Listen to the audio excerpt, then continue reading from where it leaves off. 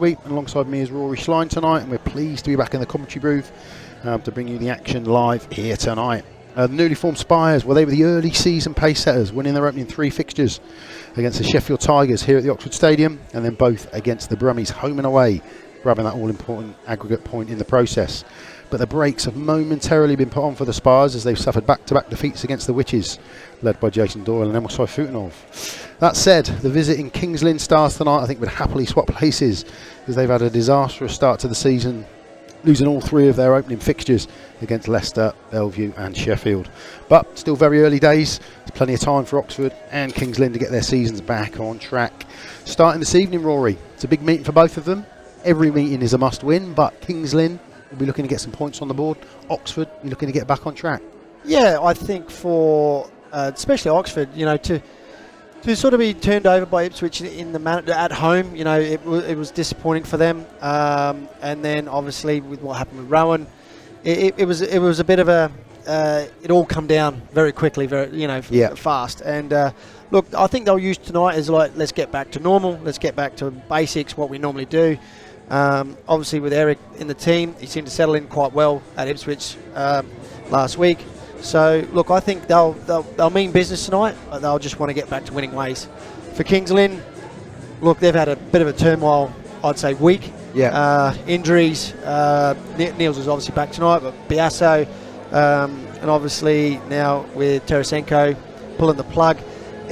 I'm not saying it throws the club into turmoil, but it just, all their plans and what they sort of were looking at throughout the season is just gone up in smoke.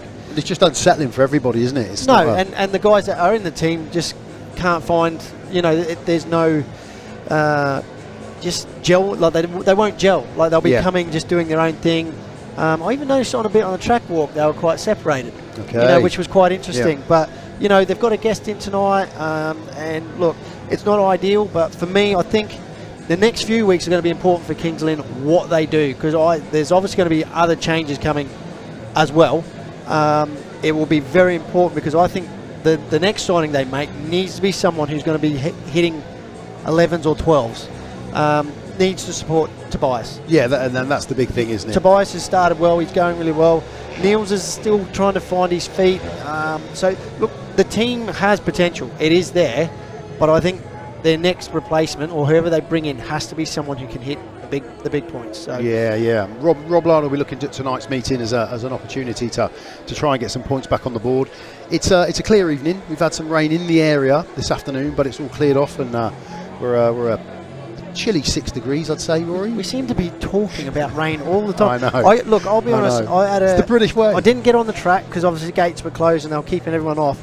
But it looks like, I did speak to Jamie, that he has put a bit of material on from last week. There's been a little bit more water put in it, so he's confident that there's no rain coming. Yep. And it does look like there's a bit more in the starts as well. So I think there could be a little bit more than what we've seen in the previous weeks. Yeah, okay. And as we see Jamie, when we turned up earlier on, we were all thinking a little bit about the weather. He was out there with the water bowser. He was putting it on, so he commits. Yeah, you know, I think he certainly does. He's the kind of guy that, you know, even if he's not 100% sure, he has to commit to one decision or the other, because it can backfire. I think he made the right call, like our very first meeting when it had that really heavy downpour. Packed it hard, didn't he? Didn't water it, everything, and everyone's going, oh, it's going to be slick, it's going to be slick. And then if he had watered it, the meeting would have been off. So he made the right call. And I just think it's difficult at the minute. It's still very, very cold. You know, it's hard to get the water into the track, where sometimes it sits on top with it being cold as well.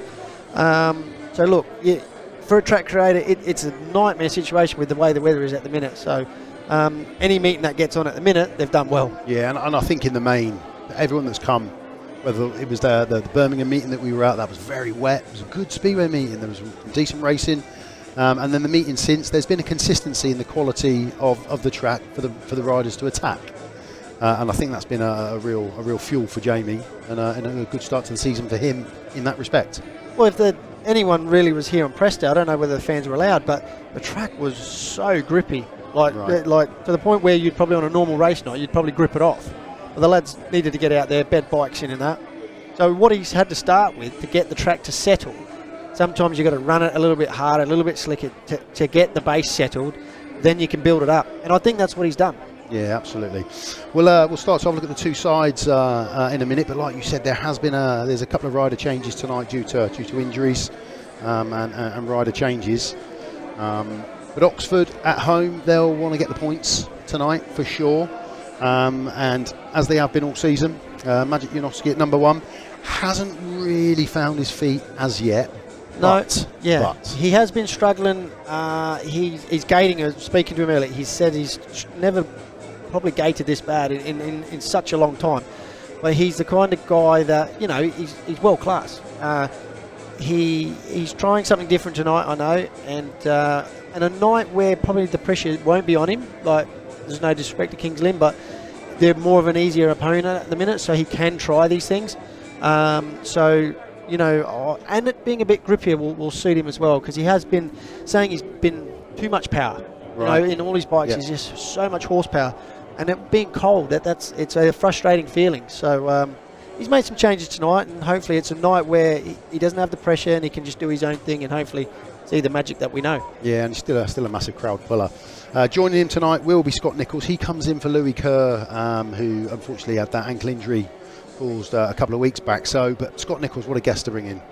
I think he's been, if we've seen him last week on BSN, solid. Obviously rides this place as well as anyone. And look, he will. I did say this last week, where him at 2, so strong. Yeah. And the Heat 8 will be so important tonight, because you never know. And again, it's not anything bad on Kings Lynn, but they could get to Heat 8 and they could already be looking towards Heat 15 if Oxford start the way we know they can. Yeah. So hopefully we get a good meeting, but to have someone come in at Heat 8, dominate that, and then he's the kind of rider that will team ride your reserve. Yes. He's that kind of guy. And we've seen him do that time and time again. Yeah. Yeah, most definitely. Then at number 3, Charles Wright. Now, Charles, I think he's probably been one of the most consistent performers so far. He had an injury. They picked up a nasty spill, didn't he, riding for He's had a few this year. And to come back after his injuries at the end of last season, he's not really had a clean run. No. But he's still been scoring heavily. We obviously watched him the other night. He was guesting for Ipswich.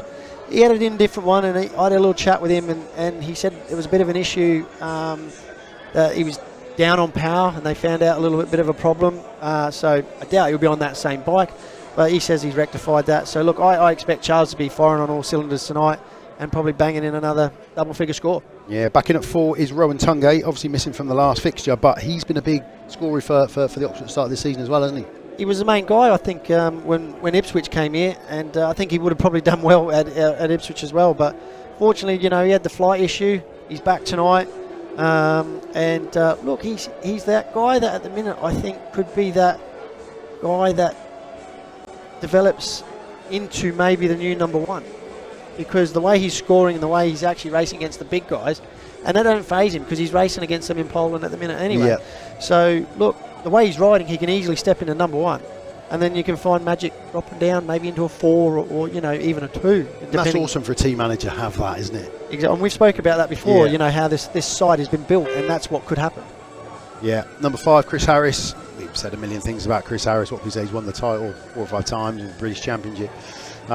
He's a terrific guy, and you kind of know what you're going to get from him. And if the track's got a bit of grip, he's going to like that.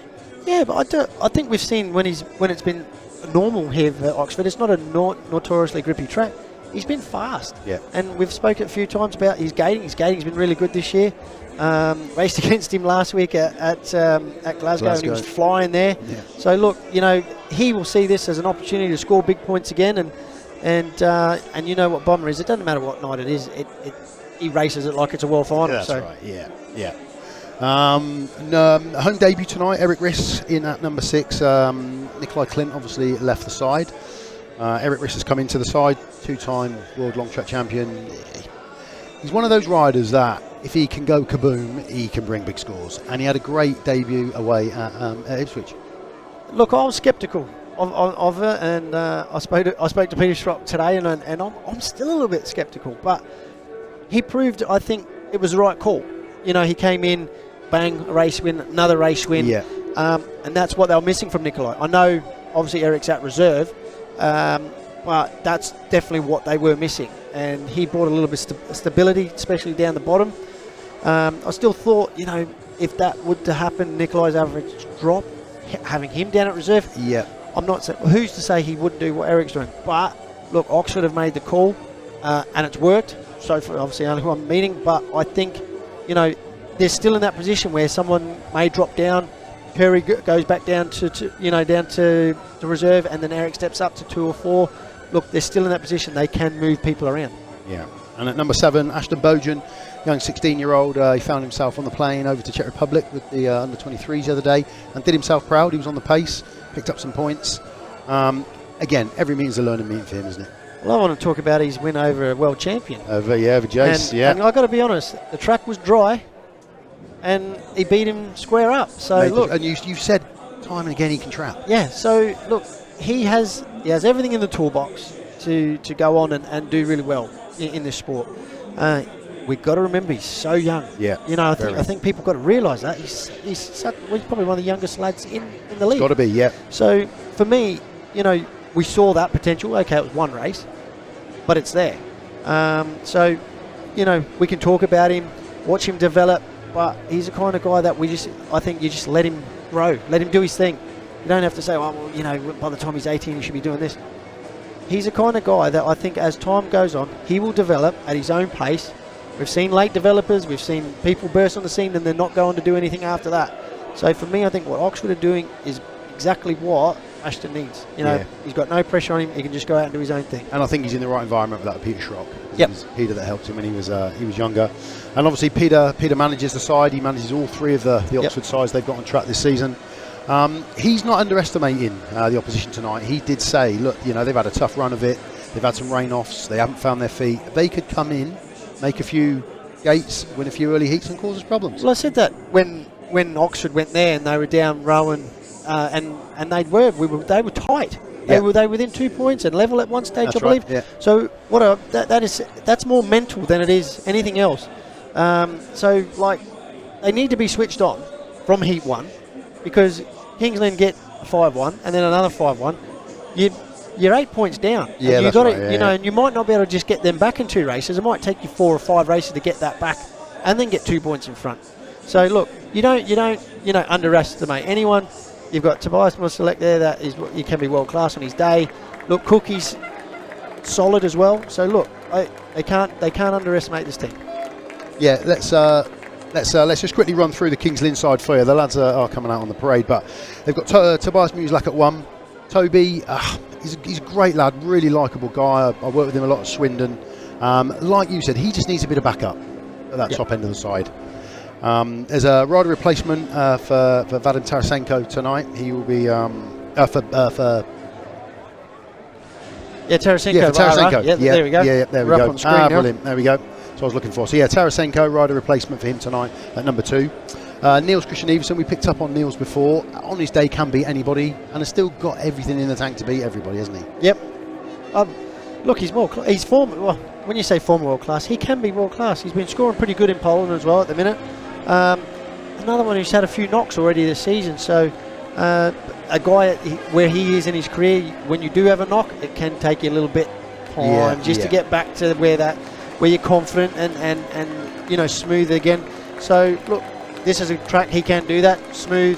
He'll run a lot slicker than Kings Lynn. But he has been a little bit down on gating, Niels. I know that's not his strongest point, but he's never been a bad gator, but not a solid. That's just something you can probably work on. Yeah, okay. And at number 4 for them in the engine room of that side is Michael Toft. Again, Michael, a rider who can score big, and he's got everything in the tank to do that if he has a good night. Yeah, well, we've seen it many times. I've seen him at Kings Lynn go through the card, you know, at this level. Trapper by trade, he's really, really good at the start. I've seen him go to Bellevue many a times and beat Bewley and Kurtz and that. So, look, he's got that in the tank. I don't know if I'm sure he's ridden here with Scunthorpe thing in the past. So, look, they'll be looking for a big night for him because he's obviously most likely he'll take a Tarasenko ride. Yeah. So, you know, a lot of these lads are going to be busy tonight. Yeah, we picked up on Ben Cook. He's coming in as a guest for Nikolai Clint. Now, Nikolai obviously left the Spires a couple of weeks back last week, and Nikolai's moved across to Kings Lynn, but his signing didn't go through in time. So would have been a nice spiced up, night if he was. I think it would have been nice if he was here. I did. Soon as I saw it, I was hoping it had gone through in time and he'd have been here tonight. But Ben Cook's been here a number of times. He'll have been here with Paul last year, so he'll know the track pretty well. Yep. Patryk WOJDYLO. What do we know about Patryk down there? He rode at Peterborough last year. A rider I don't know that much about. Yeah, he's not really done a lot. I think he won a race when we were at Leicester, I think, possibly. He's not really bouncing off the paper at the minute. Look, maybe he's someone who may develop as the season goes on. But, look, if Kings Lynn's going to have hope, them pair, obviously Patryk and Anders, they need to come good, especially in the Heat 2, Heat 8, Heat 12 and Heat 14. That's where they've got to be looking at getting heat advantages. Yeah, and you just pick up on Anders. He's in at number 7 there. He's had a great start to the season, Anders, and he was over in the Czech Republic with GB as well. Top scored for them. And he's got plenty of ability, Anders. Yeah, and this is a track that will suit him. I think he rides at the smaller tracks a little bit better than the bigger tracks. So if he's got his trapping gloves on, he could get a bag full tonight. Yeah, and he's picked up 5s and 7s, so he's doing his job. Doing his job. Yep. Yeah, most definitely. So that's the two lineups. That's how we're looking for this evening. A couple of guest bookings, like we said. A couple of rider changes. But we were in for it'll be an exciting mint for sure. Kings Lynn will get in amongst it, but I think if you were to ask 100 members of the general public which way they'd go, I know where the bookies would be going. That's for sure. Yeah, that's right.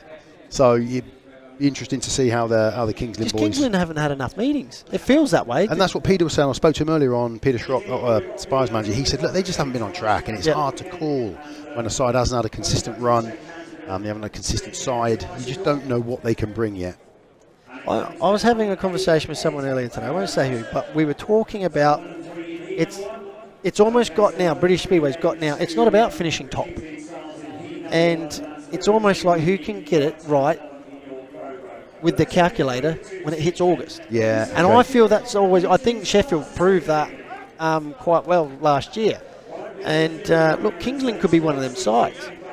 Pretty much not do anything at the start of the season, and all of a sudden just burst on, get fourth, and then all of a sudden they're contenders. The league is small enough to do that. So, look, they've got time to get their team right. They've got time to obviously get the lineup right. I think they've got a good number one, solid number one. You said it. Some backup there. Niels gets fit. Biasso comes back. Maybe another change. That side turns into a contender. And when Nicholls steps back into an environment that he knows quite well, that might make him tick as well. I personally, I was just going to pick up on that. I find it hard when a rider's dropped after 2 or 3 meetings, and it's tough. It's very tough. Yeah. The manager sees something, he's got an opportunity for somebody else potentially.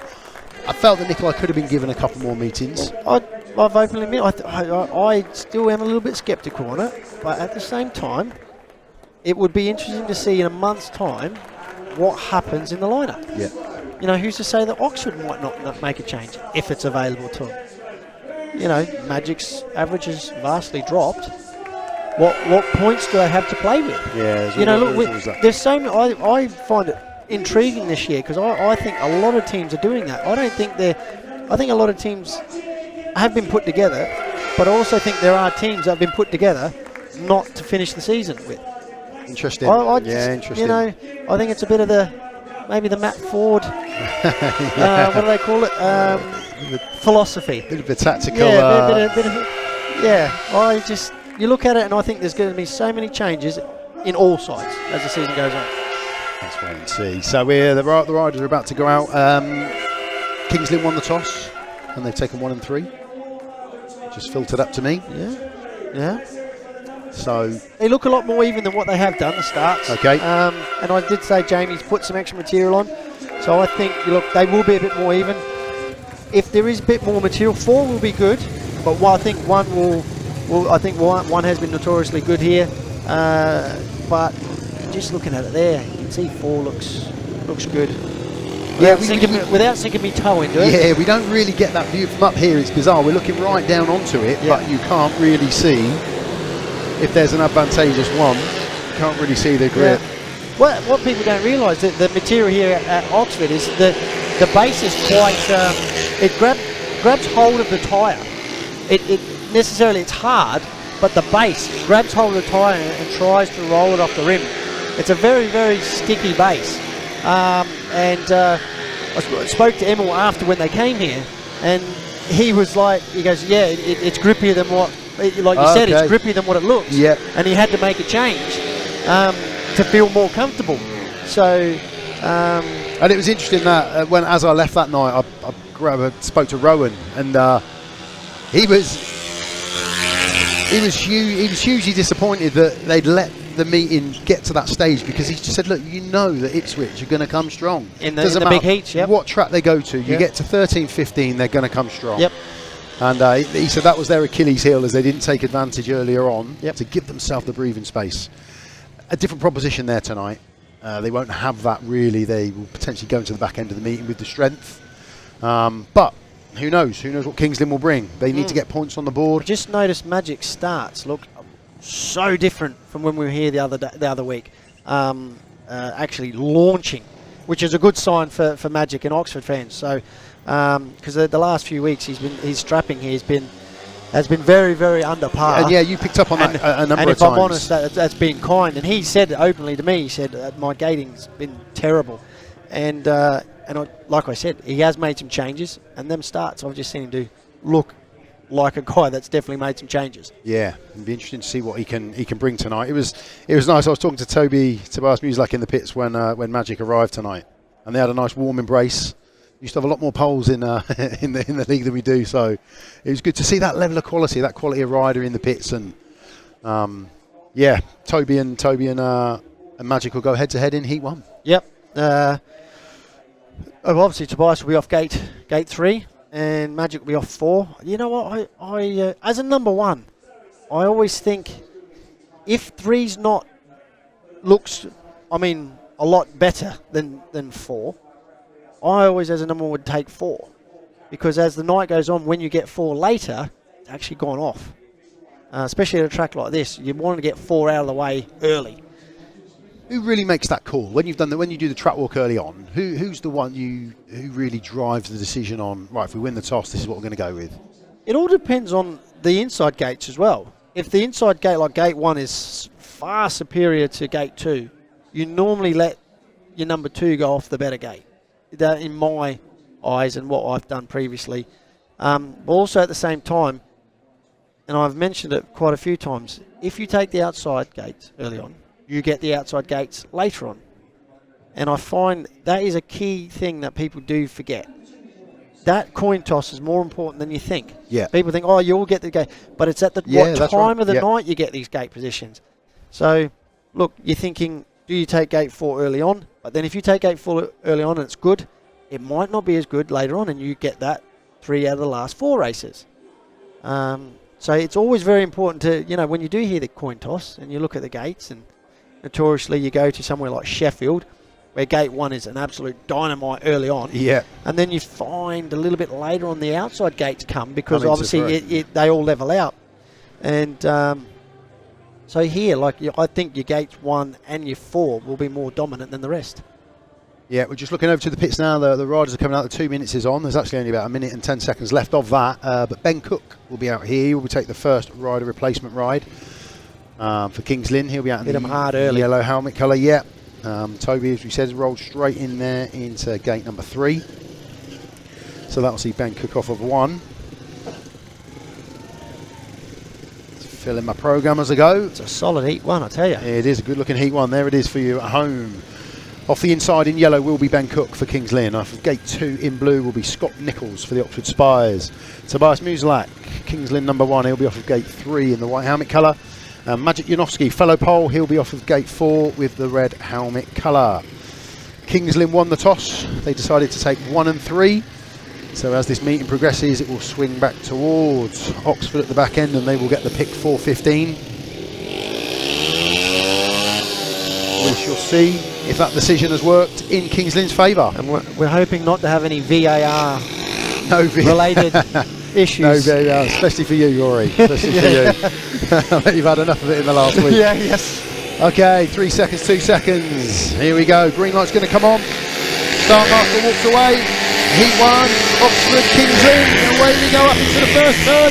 Looks like a cracking start from Tobias MUSIELAK off a 3. Ben Cook has joined him up the inside. Will Maciej get the run down the back straight? A little bit of a lift there from Maciej and from Ben Cook. Ben inside, Maciej outside. 5-1 at the moment, Rory. Yeah, they've made a great start off 1 and 3, and the lads at the back, it's going to be difficult early on to build any momentum, but Tobias looking smooth, looking slick, and good call to put Ben Cook out of Gate 1 and Heat 1. Very much so. Ben made a good game, got himself into that second place, and like you say, it's very difficult early on to move off that line and to find a different line, because the guy in front of you is riding the best line 9 times out of 10, but they're looking good out front. Can Maciej land a blow, Rory? He's there, he's got a bit of pace, but it's going to be difficult. Ben's riding a solid line there. Oh, he's just drifted off the end. Has Maciej got a sniff up the inside? No. No, Ben quickly shut that door. Tobias MUSIELAK out front, led from tapes to flag. Ben Cook will follow in home. Big 5-1 for Kings Lynn in the opening heat. Choice of 1 and 3 was a wise one. Great opening heat for them. It's difficult, isn't it, when you miss the gate in Heat 1, you move off that line, and 9 times out of 10 you go backwards. Little bit damp still on top of the track, so that would obviously make it a little bit difficult. But the good sign there was it wasn't completely dominating. Like, they just made a solid start. Maciej was there a little bit. Probably the first kick he missed it by maybe a foot, but the Kings Lynn boys got it off to a great start. Yeah, they certainly did. Tobias MUSIELAK with the win. Second place was Ben Cook. 5-1 to Kings Lynn in that one, with Maciej JANOWSKI coming home in third and Scott Nicholls at the back. So Oxford 5, Kings Lynn 1 after Heat 1. But like we were saying, that is where you can really use that coin toss to your advantage. Yep. And they certainly did take advantage of that. But again, like you say, it didn't string out. No. Maciej had some pace. Yep. Which is good. Here we can see the start again. Oh no! Yeah, Tobias made a good jump, Tobias really made well. A great gate. Yeah, Scott there was on the inside. Look, it's just difficult at the minute. Ben was getting really good grip there, as you can see, but Tobias was smooth. First time I believe he's been around here, and that's a good sign for Kings Lynn. Yeah, that run that Maciej had there a bit later in the meeting. It will come. It will come. Yeah. Yep. But solid Heat 1. So a 5-1 start for Kings Lynn Stars. They'll be absolutely Rob Lyon will be absolutely delighted with that. That's exactly what we needed. Takes a little bit of the pressure off the boys here in Heat number 2. Because they will be going off 2 and 4. Line up to Heat number 2. Off the inside, in red will be Erik RISS, the Oxford Spires. Next to him, in white, will be Patryk WOJDYLO, Kings Lynn Stars. Gate 3 blue will be Ashton BOUGHEN. Start for the Spires, and off the outside, Anders Rowe, yellow helmet colour for Kings Lynn. So 5-1 advantage. Oxford will be looking to bounce back here. Erik RISS on his home debut. Yeah, he's got gate 1. You're looking to dominate. You can have a look over and see if Ashton. Ashton is there. Put him back on track. Tomas towards the line, third race, Heat number 2. Takes up and away we go, and it looks like 1. Erik RISS has made a good gate, but keep an eye on Patryk WOJDYLO in the white helmet colour. Can he get a run round the outside? No, Erik closes the door. Ashton BOUGHEN comfortably sat in third place at the minute. Anders Rowe looking up the inside, but Erik RISS made the gate, got his head down. Yeah, solid start off gate 1. Ashton looking pretty competitive there. He's just locked up. He's given Anders a bit of a sniff there, but look, Erik's actually checked out in front. I don't think anyone's going to catch him from here. Yeah, no, looks like Erik has gone. The battle is for second, third and fourth. Patryk WOJDYLO, he currently holds that second place, locking up a tiny bit there, coming off a 2. Ashton BOUGHEN still poking, still prodding, he's still probing all around the back. Can he get a run? Very difficult early doors. He's still looking though. Yeah, he's still there. I tell you what, this track's turning over really nice. Ashton obviously get back onto the inside line there, but look at Erik, miles out in front, and he'll enjoy that one. Yeah, checks out, great win for Erik RISS. He takes Heat number 2. Patryk WOJDYLO, he holds on for second place from Ashton BOUGHEN, third, and Anders Rowe at the back. So a 4-2 swing back towards the Spires there. Pretty impressed, Patryk WOJDYLO there. Look good. Yeah, he looked on the pace, and the good thing about it was he went with Erik, into the first corner. So, I think if someone can get it dialed in, necessarily gate 1's not going to be as good for the rest of the night. But Anders did look competitive there for a couple of laps, but then I just think when he started changing lines, he lost a bit of momentum. Lost a bit of the momentum. So it's 4-2 to Oxford in that heat. Reserves heat. Erik RISS home debut victory. Second place, Patryk WOJDYLO. Third was Ashton BOUGHEN for Oxford. And Anders Rowe coming home in fourth place. So a 4-2 makes the progressive score 5 to Oxford, 7 to Kings Lynn. And the gates, 1 and 3, working at the moment. Yep, yeah, it's they look like the gates to be. Whether they stay that way. Yeah, again, Ashton made a good one off the 3 as well. Ashton went, I think later on, see, look, the outside line will come. It will come.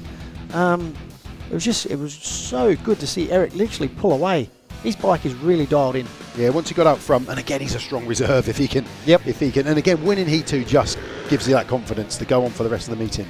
A couple of times the boys coming off of 2 were just drifting across track a little bit. Yeah. That'll get penalised later on, won't it? Yes, it will. What that is, that's probably, they're not expecting it to be a little bit grippy going into the corner, pushes them past, and they have to have 2 bites of the cherry in the corner. So they might make a change, but the next time they come out, the track will be a bit slicker. So maybe just leave it as it is. Yeah, we'll see if they do anything after Heat 4. But moving on, powerhouse Heat number 3, this one. That engine room of both of these sides has got the ability to be match winners, really. Well, we talk about the Heat 8s, the Heat 12s and the Heat 14s. You know, are they as important as the Heat 13s and 15s? Probably yes, and more. Yeah. Because they're the ones where you can swing meetings around, where TRs come into play. I don't think you run TR in Heat 8, can you? It's 12 and 14. So the 12s and 14s are very important. And that's when you need a high-scoring reserve.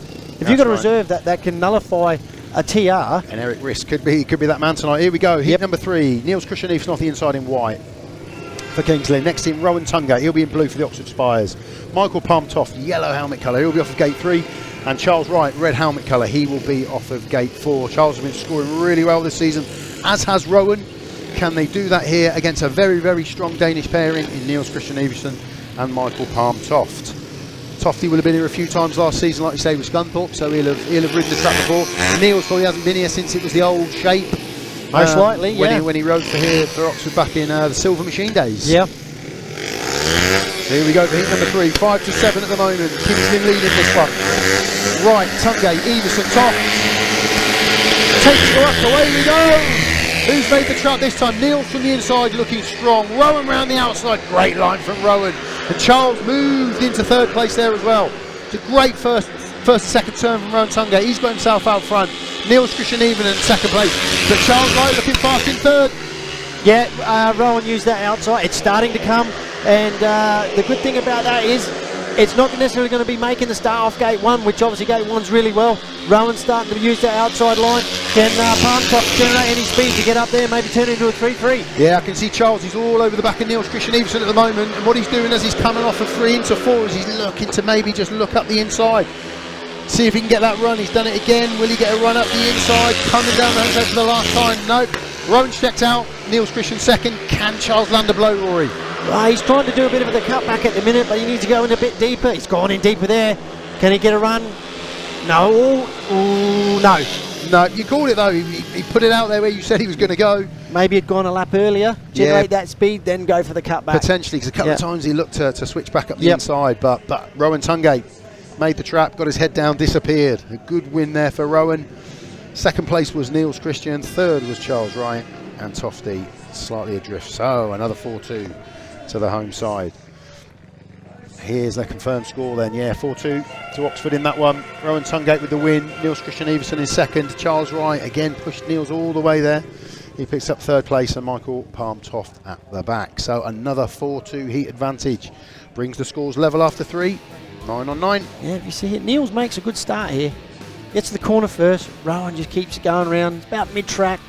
Niels probably could have gone a bit deeper, I think, you know, to run Rowan up a bit higher. Make it a bit more difficult for him. Yeah, Charles tried everything, but I think he was chopping and changing every lap, and that was cutting off his momentum. And then when he did actually run it wide for a whole corner, he built up the speed. So he'll hopefully learn from that. As you can see here, he goes in deep, then comes back, but he misses the grip on the inside. He's in the middle of no man's land. And he was trying it there, but again, not going in deep enough. Then he turns it hard there, washes off a bit of speed. If we get the last lap, we can actually see there, he turns it back again and goes over that slick patch and he's not getting the grip off the corner. Yeah. And I think it's on the last lap, and you see him on the last corner. He's just losing it there off the corner. Now he goes in deeper. Yeah, have you done that a lap before? Yeah. It gives him a chance in the next corner. And he'll learn from that. He'll know that, and it's a good sign that the track's turning over. And that's what I was going to say. That's a great learning race for him, because he's getting more so than some of the others potentially. Well, he was quicker than Niels, so he'll be frustrated in a sense, but obviously positive in another way. He's going to be able to see what works. But it did bring the scores level. It was another 4-2s. Opening 5-1 for Kings Lynn and 2 4-2s for Oxford. They've hit back to bring the scores back level at 9 apiece. And we move into heat number 4. A couple of the big guns coming out for the first time in this one. Actually, Cookie's already been out, hasn't he? So we've got Chris Harris in red. He will be going from the outside in this one. Ben Cook, who's already had a taste of the action, he's going to be off of gate 3 in the white helmet colour. Ashton BOUGHEN, already been out, scored a point in his first outing. He's in blue off of gate 2. And Anders Rowe off of the inside, failed to score in his first outing.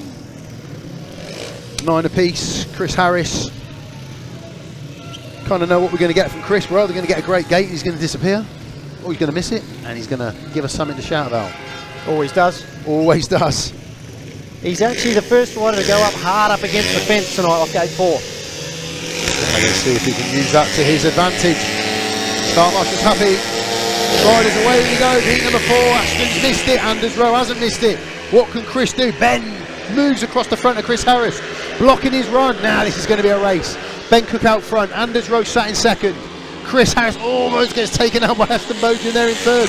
Chris has got some work to do, Rory. He does. Cookie's made a great first corner. I tell you what, and who's made a better one was Anders Rowe, because he actually went in deeper and cut off Bomber's speed going into the corner, and he's given himself some breathing room. And I tell you what, Anders has definitely made some changes because he's quick. Yeah, Anders looks fast. Ben looks really fast out front. He's got the fresh air. He can pick where he wants to go.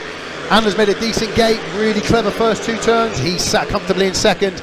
Chris won't give up though. He's got another lap. Can he do anything? I don't know. He's starting to build to this. Coming up hard now. Got him. There's your answer. Up the inside. Is Anders going to cut back on him? He might well do that. Anders looks up the inside. He's going to have to be strong. Bomber closes that door. Anders has got one more go at this up the inside. Will Chris hold him off? Yes, he does. Fair play to Bomber and Anders there, giving us something to shout about for that last lap. Ben Cook had checked out. Just as I said it, Bomber brings. Took Bomber a few laps actually to generate a bit of speed, so I don't know whether maybe he was spinning a little bit more. But obviously once he did get build up his speed, I think he knew turn 1 he had to go then, and he made the move. To be fair to Anders, he gave a bit back as well going into turn 3. Yeah, he certainly did. So it was a 4-2 there to Kings Lynn. They hit back again. Ben Cook takes the flag. Great win for him. Bomber Harris had to work really hard, Chris, to get that second place over Anders Rowe. We had a fantastic go at that, and I think Ashton's race was done as he lifted a slightly coming out of the start. But a 4-2 heat advantage, that puts Kings Lynn back in front, 13-11 after 4 heats.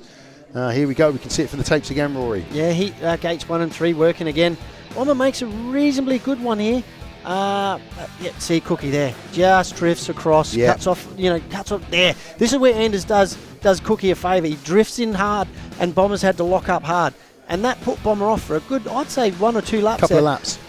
To find his rhythm. So he goes in tight here. He knows he's not getting any grip. So obviously then the next few laps he spends it trying to build up the momentum, which he does. But Cookie miles out in front, riding the quick line. Again, Bomber's made up so much ground here.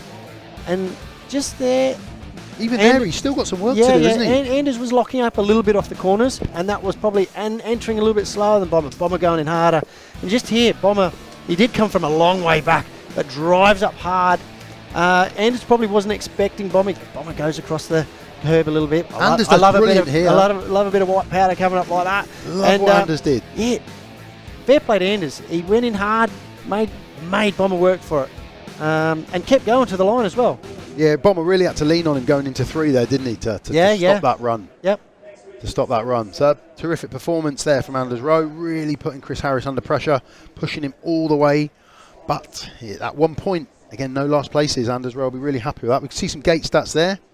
No winners off of 4 as yet. 2 off of gate 3, 1 off of 2 and 1. So, pretty even on the inside. Yep. And again, a good spread of the points off the inside. Gate 4's looking the place that you don't want to be at this moment in time. But that could change. That could change once, if it goes dry, you find you get a bit more grip off the base. and like you find the inside gates, yeah, you got a good jump, but the material becomes very dry and very loose, so it's like throwing marbles on top of glass. You get a good jump, but then you spin. But sometimes here you can get a bit more grip off the base, so that could change. It could swing around. And looking at the next 3 or 4 heats, it swings back towards Oxford's favour. They've got 1 and 3 times in the next 4 heats. Yep. That could be the Achilles heel for Kings Lynn, but we will wait and see how that develops. So we're out doing a bit of track work. There'd have obviously been a conversation between the boys and Jamie before he's gone out to this. I don't think so. But the track's riding nice. Yeah, I don't think there would have been that much of a conversation. Jamie, they've got one tractor out there, and possibly they have got the water cart out there. But if I'm honest, I don't think they will put any water on it. There seems to be enough moisture in the track, and I don't think potentially just there for packing purpose. What we do notice now, quite a few clubs actually use the water cart as just packing. Yeah. And that just evens it out, makes it a bit more consistent instead of loose on top. Yeah, I think that, again, every time we come here, the track is smooth. It's always prepared really, really well. It's just what that conversation is between the home side. Because Gate 4 isn't working, so the home track man isn't necessarily going to go out and try and change that for the next few heats. I'm old enough to know, of the days of Bob Dugard at Eastbourne, Kneeling being run over quite numerous times there, and he had a very good way of swinging the gates around. Yeah. He was brilliant at it, and I know that for a fact because I guested for Eastbourne a few times, and I remember I think I had Gate 4 later on in the night, and I thought that's going to be absolutely slick when I get there in heat 13, and I rolled up in heat 13, and I thought, oh my God, I'm going to have to lean over this thing to keep the front wheel down. It was funny. I was chatting with Wayne Parker, who's used to ride second half. Wayne, and he rode for Oxford. Did a bit for Swindon back in the day. He's Ashton BOUGHEN's mechanic, and we were talking, and we were actually talking about Bob Dugard and Eastbourne and that track preparation, and what goes into it as the meeting develops, because it isn't just a case of go out and spread the shell, make it look pretty. There is method in what's going on. It's an art. Yeah, it's absolutely. An absolute art. Well, I was lucky enough to race at Edinburgh under Doc Bridget. Yep. And he was very similar to Bob Dugard. He was able to change a track halfway through the night, if need be. That in its sense to a club, to a team, is worth its weight in gold. Yeah. Absolutely.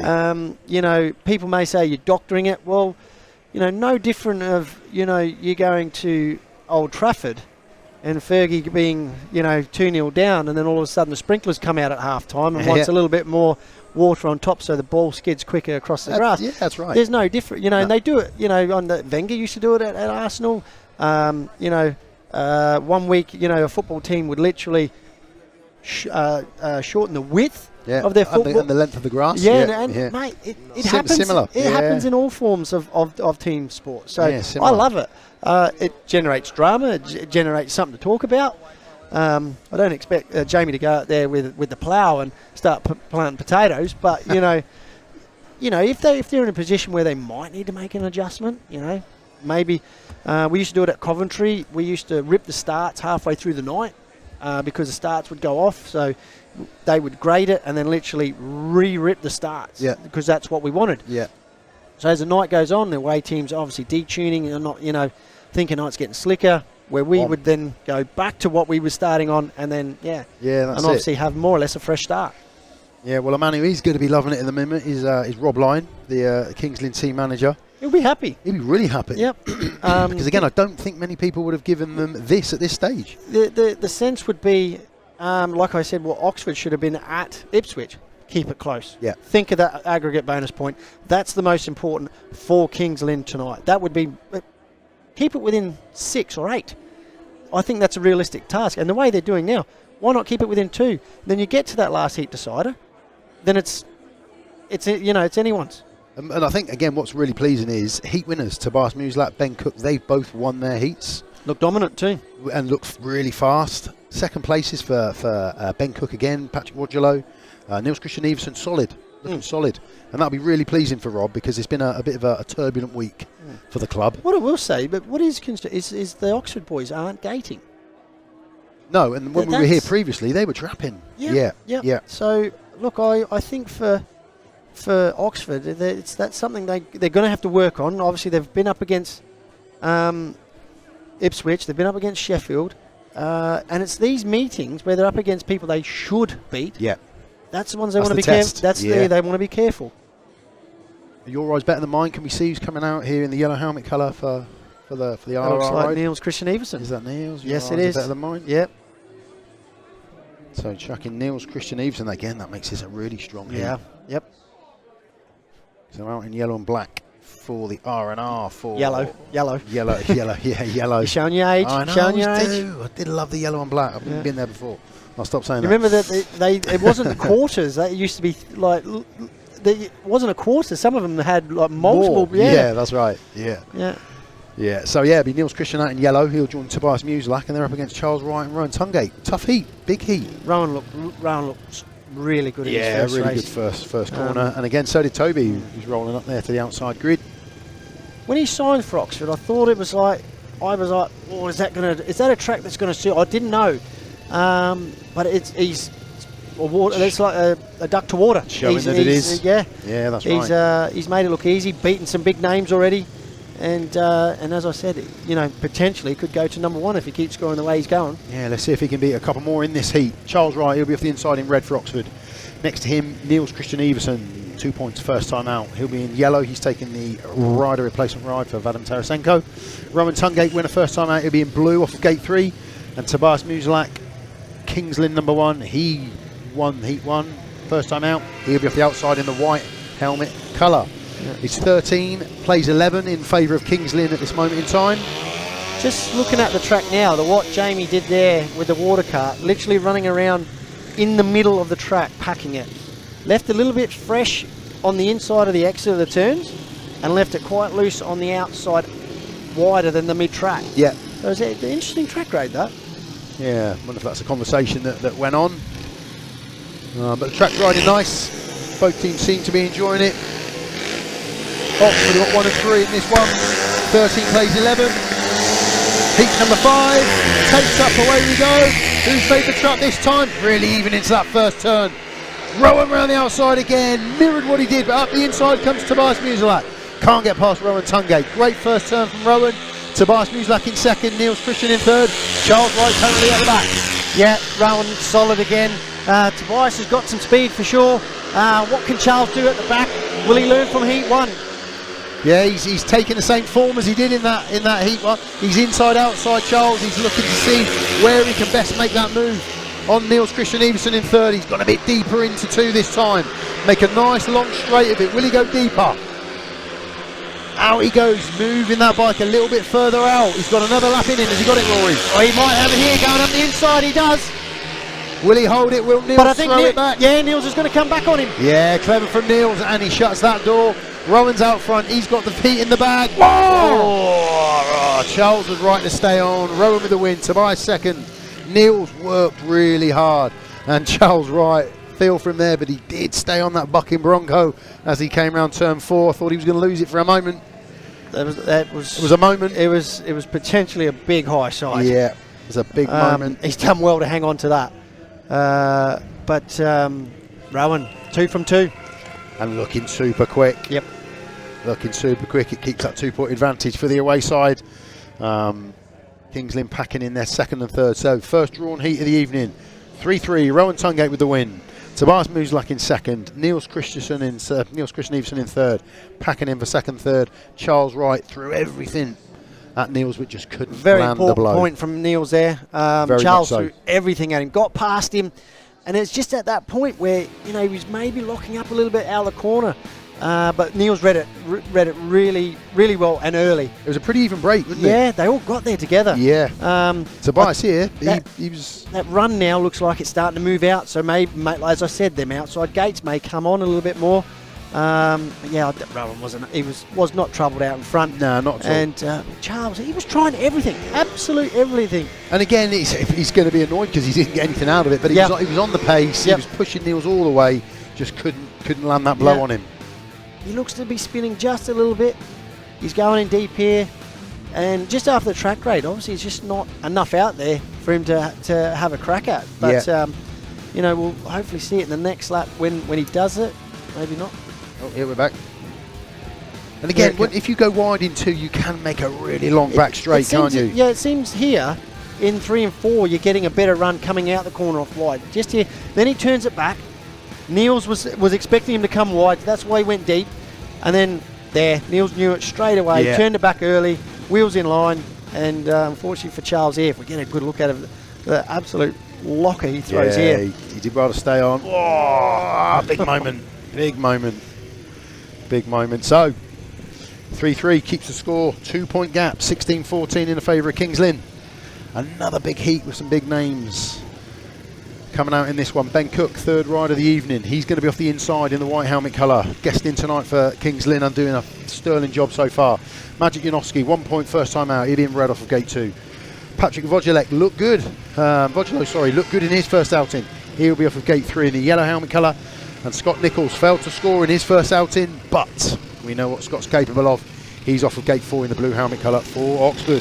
It's 14 plays 16 in this Premiership clash. All to race for, big heat 6. Maciej JANOWSKI will want to strike back. He got a third place first time out. As him and Scott conceded a 5-1. They won't want that to happen again. Here we go then for heat number 6. Takes her up and away we go. It looks like a good start off the inside from Ben Cook. Scott Nicholls, watch that run that Rowan used. Scott's used it to perfection. Scott Nicholls down the back straight into the lead. Ben Cook sat in second. Patryk WOJDYLO, he's in third at the moment. Here comes Maciej. Here comes Maciej up the inside. Great line there. Will he hold it? Yes, he does. Patryk will get a long straight. No, Maciej closes that door, but Scott out front. Superb first lap from Scott. Ben Cook second. Patryk WOJDYLO, he's throwing it back at Maciej. But Maciej's got a bit of speed on Cookie here. Cookie seems to be riding in the middle of the track, a bit of no man's land. That's going to give Maciej every opportunity if he runs in a bit deeper here. Builds up a bit of speed, but no one's travelling Scott out in front. Yeah, one big lap. What can Maciej do? He's in third place, chasing down Ben Cook. Sterling job from him as a guest so far. It's the cutback. Can he make it stick? Ben gets a nice drive down the back straight. Scott's won, he's checked out, this is in the bag. Can Maciej JANOWSKI land a blow? Coming off of turn 4. Fair play Ben Cook. No, he can't. But it's a 4-2 heat advantage to the Spires. That's going to bring it all level again. But Ben and Maciej there, having a good go at it for a couple of laps. As I said, gate 4 might come on now. Better run into the first corner. Don't necessarily get the best drop, but if you're there and you commit early, Scott's just proven it, you can make it work. Yeah, he certainly can. There is 4-2 scoreline. Scott Nicholls with the win. Ben Cook, second place, 2 points. Maciej JANOWSKI worked hard for that third place to get ahead of Patryk WOJDYLO, who was at the back in the yellow helmet colour. So a 4-2 scoreline brings us back to 18-18. It's a close meeting. Probably get to see that start again in a moment. Yeah, talk us through it, Rory. Scott doesn't make the gate, and it's not that great of a gate, but he's working it, gets there with him, leans hard on Patryk there. Look at just in the dirt stuff. See, Ben running mid-track, and that might have been the wrong thing to do. And Maciej just plugging away here. He was hard on Patryk in a minute. We get to see him. He moves across here. Yeah, just shuts the door. Runs in a bit tighter. Yeah, I think Cookie will probably, you probably won't be able to see this, but yeah, he'll probably think to himself he needs to start running a bit deeper in the corners. Yeah, but seven points from his 3 rides. He's certainly done his job as guest in the number 5 spot at the moment for Kings Lynn. 18 plays 18. Erik RISS out in this one. Winner first time out. And looked good, looked fast. But again, he's got Niels, Kristian Iversen and Michael Palm Toft in this one. So feels like forever since we've seen Erik. It does, yeah, it certainly does. He's going to be off of gate number 3 in this one. Off the inside in red is Chris Harris. Next to him is Niels, Kristian Iversen in white for Kings Lynn. Erik RISS, only his second out in the evening. He's going to be in blue off of gate 3. And Michael Palm Toft, he'll be off of yellow. Gate 4, he failed to score first time out. So it's 18-18. This is a tougher heat for Erik, but we all know what he's capable of, and he could quite easily jump out and win this one. Yes, yeah. He's off gate 3, so Palm Toft will be looking for a better one. He just didn't look like he was at the races in the first race of his. And Bomber will be looking for a better start, and we'll have gate 1. The choice for him will be is, does he go wide? Does he get to the dirt first, or does he keep it around the curb? Quickest way out, quickest exit. And but yeah, they've got the better gates. Well, we've seen Rowan and Scott both use that outside run to a huge advantage in those 2 heats. And you can get a nice long back straight. They've made that work really well. So, only the second ride of the evening for Michael Palm-Toft as well. Failed to score first time out. Let's see what heat number 7 brings. Green light on. Up go the tape. Again, even break off the inside. Chris and Niels, Kristian Iversen, really close. Here comes Palm-Toft. Keep an eye on Palm-Toft. Wonderful, he's done it as well. He's used that outside run on 2 to get himself up into second place. Lots and lots of work to be done for the Spires here. Yeah, Niels makes an absolute solid gate off gate 2. Really worked it hard and got over the top of Bomber. And Palm-Toft used that dirt really well, but here comes Bomber. You know he's going to come round the outside. Can he build that momentum up? He's going to have the speed on Palm-Toft in the next corner, I think. Yeah, he's looking really quick. You can see him building it up lap on lap. He's going to look up the inside here. Will he get a run? He's going to go in a bit deeper into this turn. Niels has gone, he's out front. The battle is Palm-Toft in second, Chris Harris in third. I'm not sure Chris is going to be able to land the blow here. No, I think Palm-Toft's read it right. He's chopped off his nose every chance Bomber's had. And Niels looks a lot quicker in this one. Certainly does. And has dominated this race. What a big heat for Kings Lynn. Yeah, huge 5-1. Niels Kristian takes it home. Palm-Toft had to work hard. He knew that Chris Harris was all over the back of him for that entire race, maybe apart from the last lap. But huge 5-1. That was a game of chess between Palm-Toft and Bomber. It was. Palm-Toft was putting the bike exactly every time where Bomber wanted to go past his back wheel. Palm-Toft just seemed to make him second guess it every time. And, you know, I just think he outthought Bomber in that one. Yeah, he really did. A good response from Palm-Toft for sure. Great response. 5-1 to the Kings Lynn Stars in that one. A win for Niels Kristian Iversen. He was brought home by his Danish compatriot, Michael Palm-Toft, in second place. Chris Harris working really hard for the Spires, but just couldn't get anything in there on Tofty. And Erik RISS, winner first time out. The most impressive part was Niels' start off too. He worked it. He missed the kick. Look how far away he's from the tapes here. Bang. And he just works it. Sits up. And he was going to go, but yeah, Niels had the better run. And this is Tofty there. And Palm-Toft just had the straight line speed. Bomber was building up some speed. And just every time he looked like he was going to pounce, Palm-Toft moved over. He's in the right spot. Niels just checked out. He's a different road. Like, he's obviously made a change, or he's changed bikes. Looks I'm not super. sure. You can see it there. Yeah. I know we've got a bit of. He looks super fast. See it in the next. Here comes Bomber. Look, runs in hard there. Now Palm-Toft just running mid-track, still just on the push. And then I just thought, here we are. Like, Bomber's built up speed. He's gone in deep. Goes around the outside. And it just doesn't look like he's accelerating that well. He seems to be spinning quite hard. Yeah, he'll need to make some changes. Yeah, there's work to be done here for the Oxford Spires and a couple of their boys, as it's 19 points to 23 to Kings Lynn. There are 2 other fixtures going on this evening as well. Firstly, over at Leicester, they're taking on the Birmingham Brummers, and after, what do we have there? 7 heats as well there. We are 22 to Leicester and 14 to the Birmingham Brummers. So Vaclav Milik jumped out in 1 heat 1. He'll be really pleased with that. He needed that, Vaclav Milik, but Leicester as a team are a bit more of a force at home, I think. And at this moment in time, they are 22-14 against the Brummers. Sam Masters unbeaten, Drew Kemp unbeaten at reserve. But some point scoring from all of the Brummers so far, so there's something that they can take. They can take from that heat. Ipswich was actually cancelled this evening. That got rained off. That one wasn't on, so that's the only other heat meeting we've got this evening. Gate stats at the moment, yeah, Gate 3 is the place to be with 3 heat wins. Gate 2, there's a couple of heat wins coming from there. We have had a heat winner off of heat 4 now. And you can see points spread across 11, 10, 10, 11. So you can get points from any gate. Yeah, they will swing around at this moment in time. Yeah, as it's showing there. Yeah, and it's showing that just because you've got the gate doesn't mean your race is over. No, and there are lines. And that's what in the Grand Prix you find their team managers are actually looking at not necessarily what happens off the line. What they're looking at is what you do coming off the corner. Because some of the tracks, like, you don't necessarily want to be off the inside because maybe the dirt's that wide, it's too far to travel from the inside, and you leave yourself open for the cutbacks and the dive bombs down the other end, like down in turns 3. So You know, that's why gate positions are very important, and obviously keeping an eye on the track as well. Yeah. Rider scores, let's look at the Spires first. An easy one for me to pick out straight off is Rowan. Yeah, he picked up right where he left off from the last time we were here against Ipswich. Magic, still not there. And Charles as well. Charles is definitely, this is probably the worst we've seen him, you know, perform this year. And he did look frustrated after that last race. So I reckon he could change bikes. You know, I know he was questioning the changing bikes at Bellevue the other night. I don't think he will think twice tonight. I think he will jump on his second bike for sure. Yeah, and do a little bit of work there. Points coming in everywhere else. Chris Harris with 3, Erik RISS with 3, Scotty Nicholls with 3.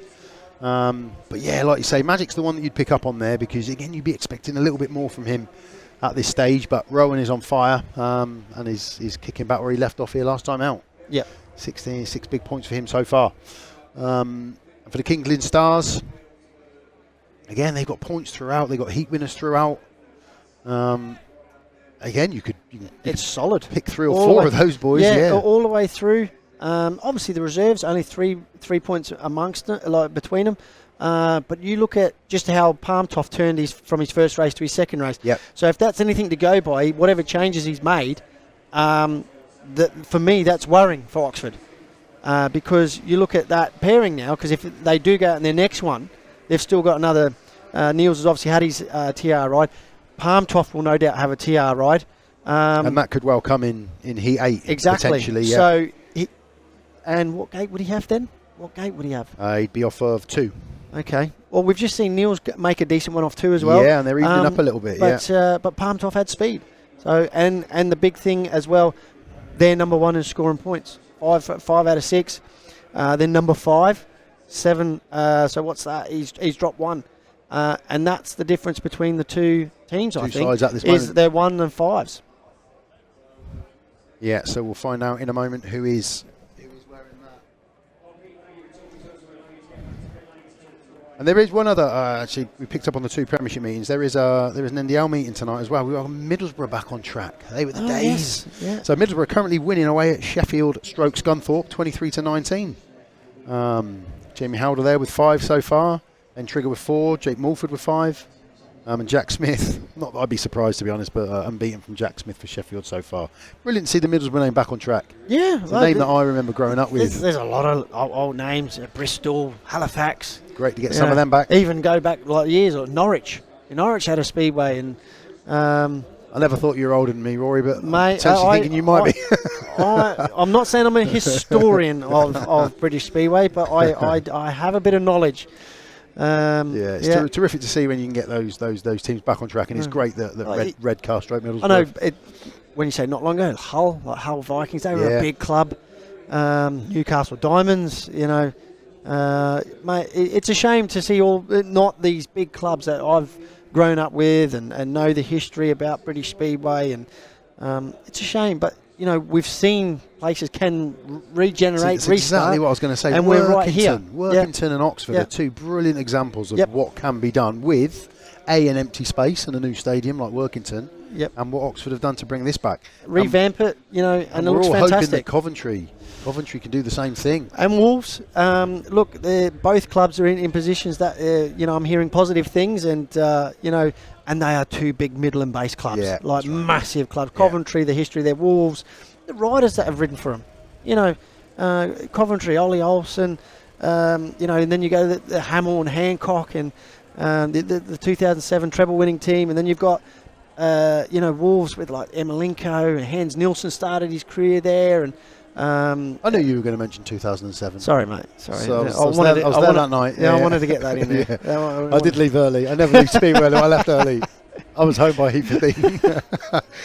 Yeah, good times. Nice to see Middlesbrough back on track. Didn't we do Swindon 3 times in the final? Sorry, yeah, possibly there, mate. I don't want to get. I don't really remember. I don't want to get too much in the stats.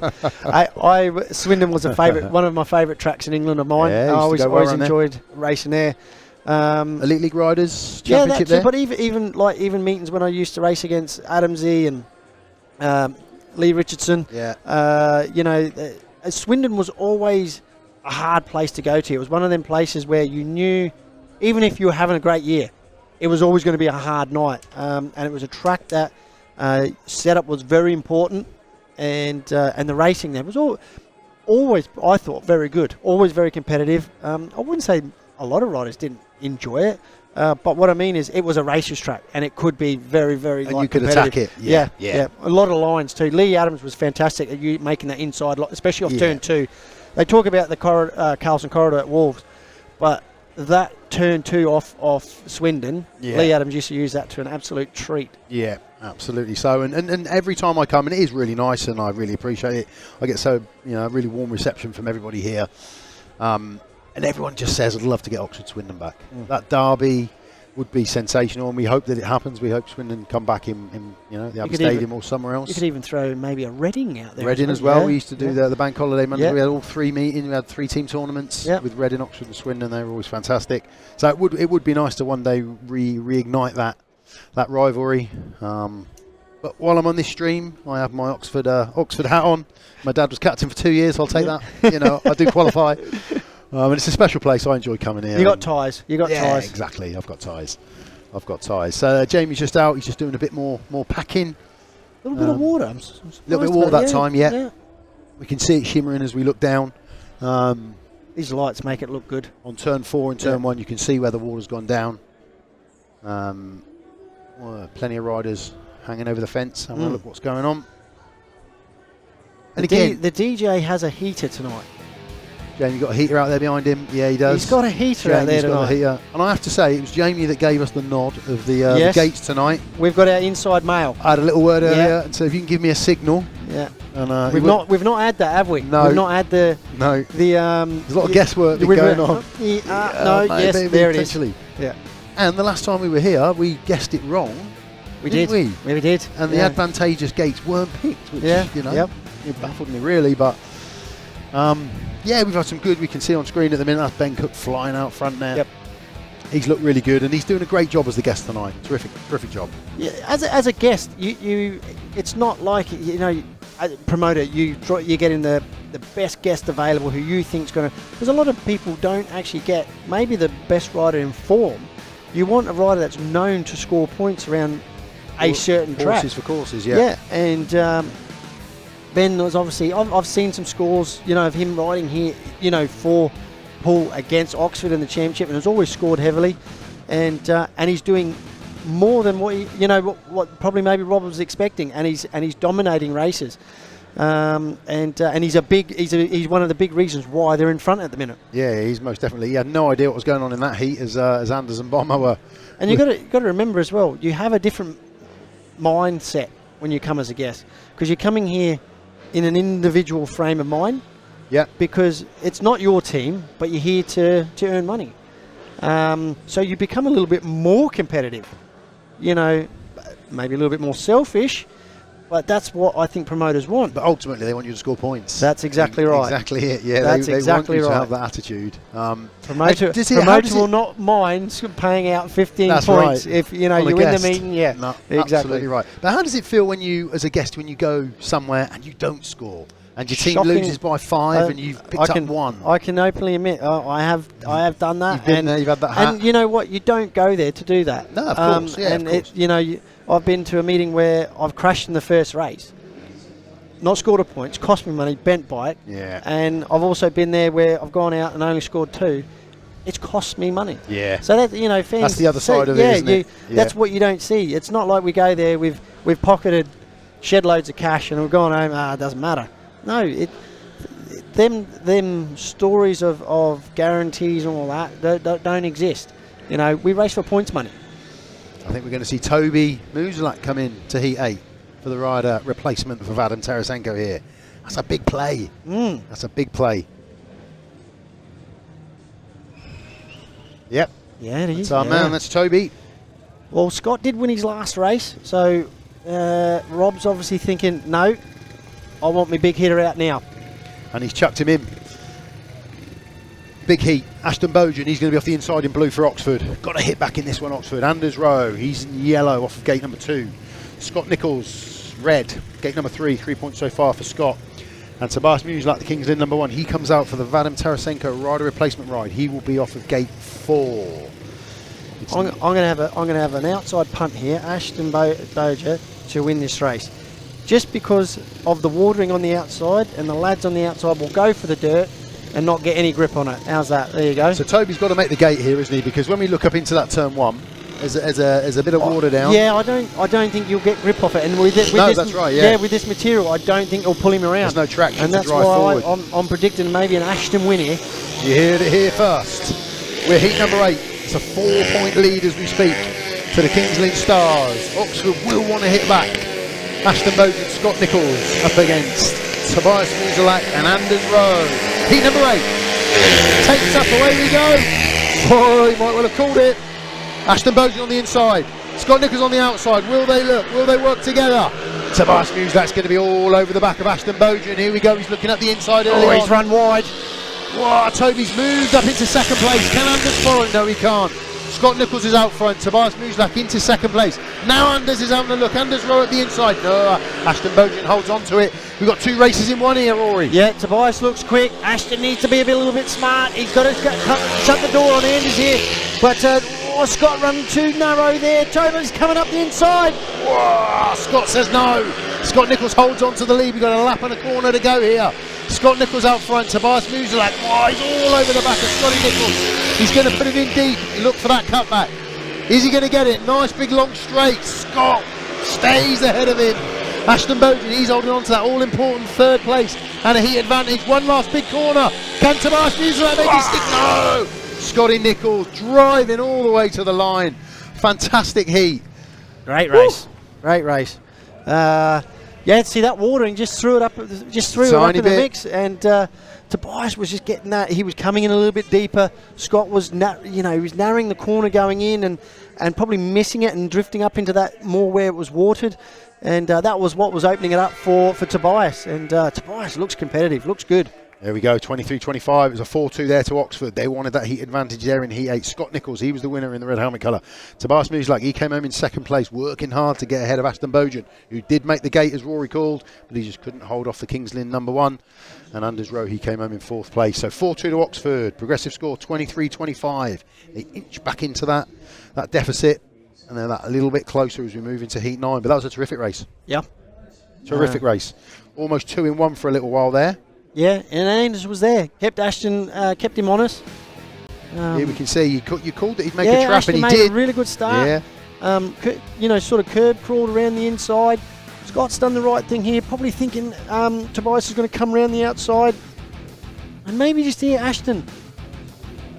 He runs just in a little bit too deep. If he kept it a little bit, kept it tighter, turned it harder, he would have made life obviously a lot difficult for Tobias. But Tobias looked really good. He was making the cutbacks work really well, and Scott had to have eyes in the back of his head. And he held him off. Great race, right down to the line. Scott really kept it flat out all the way over going into that first turn after the race had finished to hold on to that point. There you can see it. Little look over his shoulder. Toby just couldn't make it stick. Big heat. You can see Toby looking up the inside. That was a big moment there. Scott just had the advantage and was able to lean over and just shut that route off. But again, Toby just tried something different here. Nice. Scott, yes, he had to turn it, yeah. See, Scott just kept him thinking. Yeah. Just here, I thought maybe. I thought maybe, just thought maybe. There, it's hooking up. But Scott just had enough. You notice as they go down the back straight, as they're entering turn 3, a lot of riders do get that bit of lift where they've got so much drive. And people, what fans need to realise is the heaviest part of your body on a speedway bike is your head. Yeah, okay. No, seriously, because you lift your head, all that weight transfers to the back of the bike. You put your head forward, it stays over the front of the bike. Yeah. So the head is the heaviest part of your body on a speedway bike. So when you see guys straight arm with a head up, they're looking for the grip, and that's why you see them lifting up the straight, and then they turn the handlebars because some of them take their right leg off. But yeah, that's why they do it. They're looking for the grip.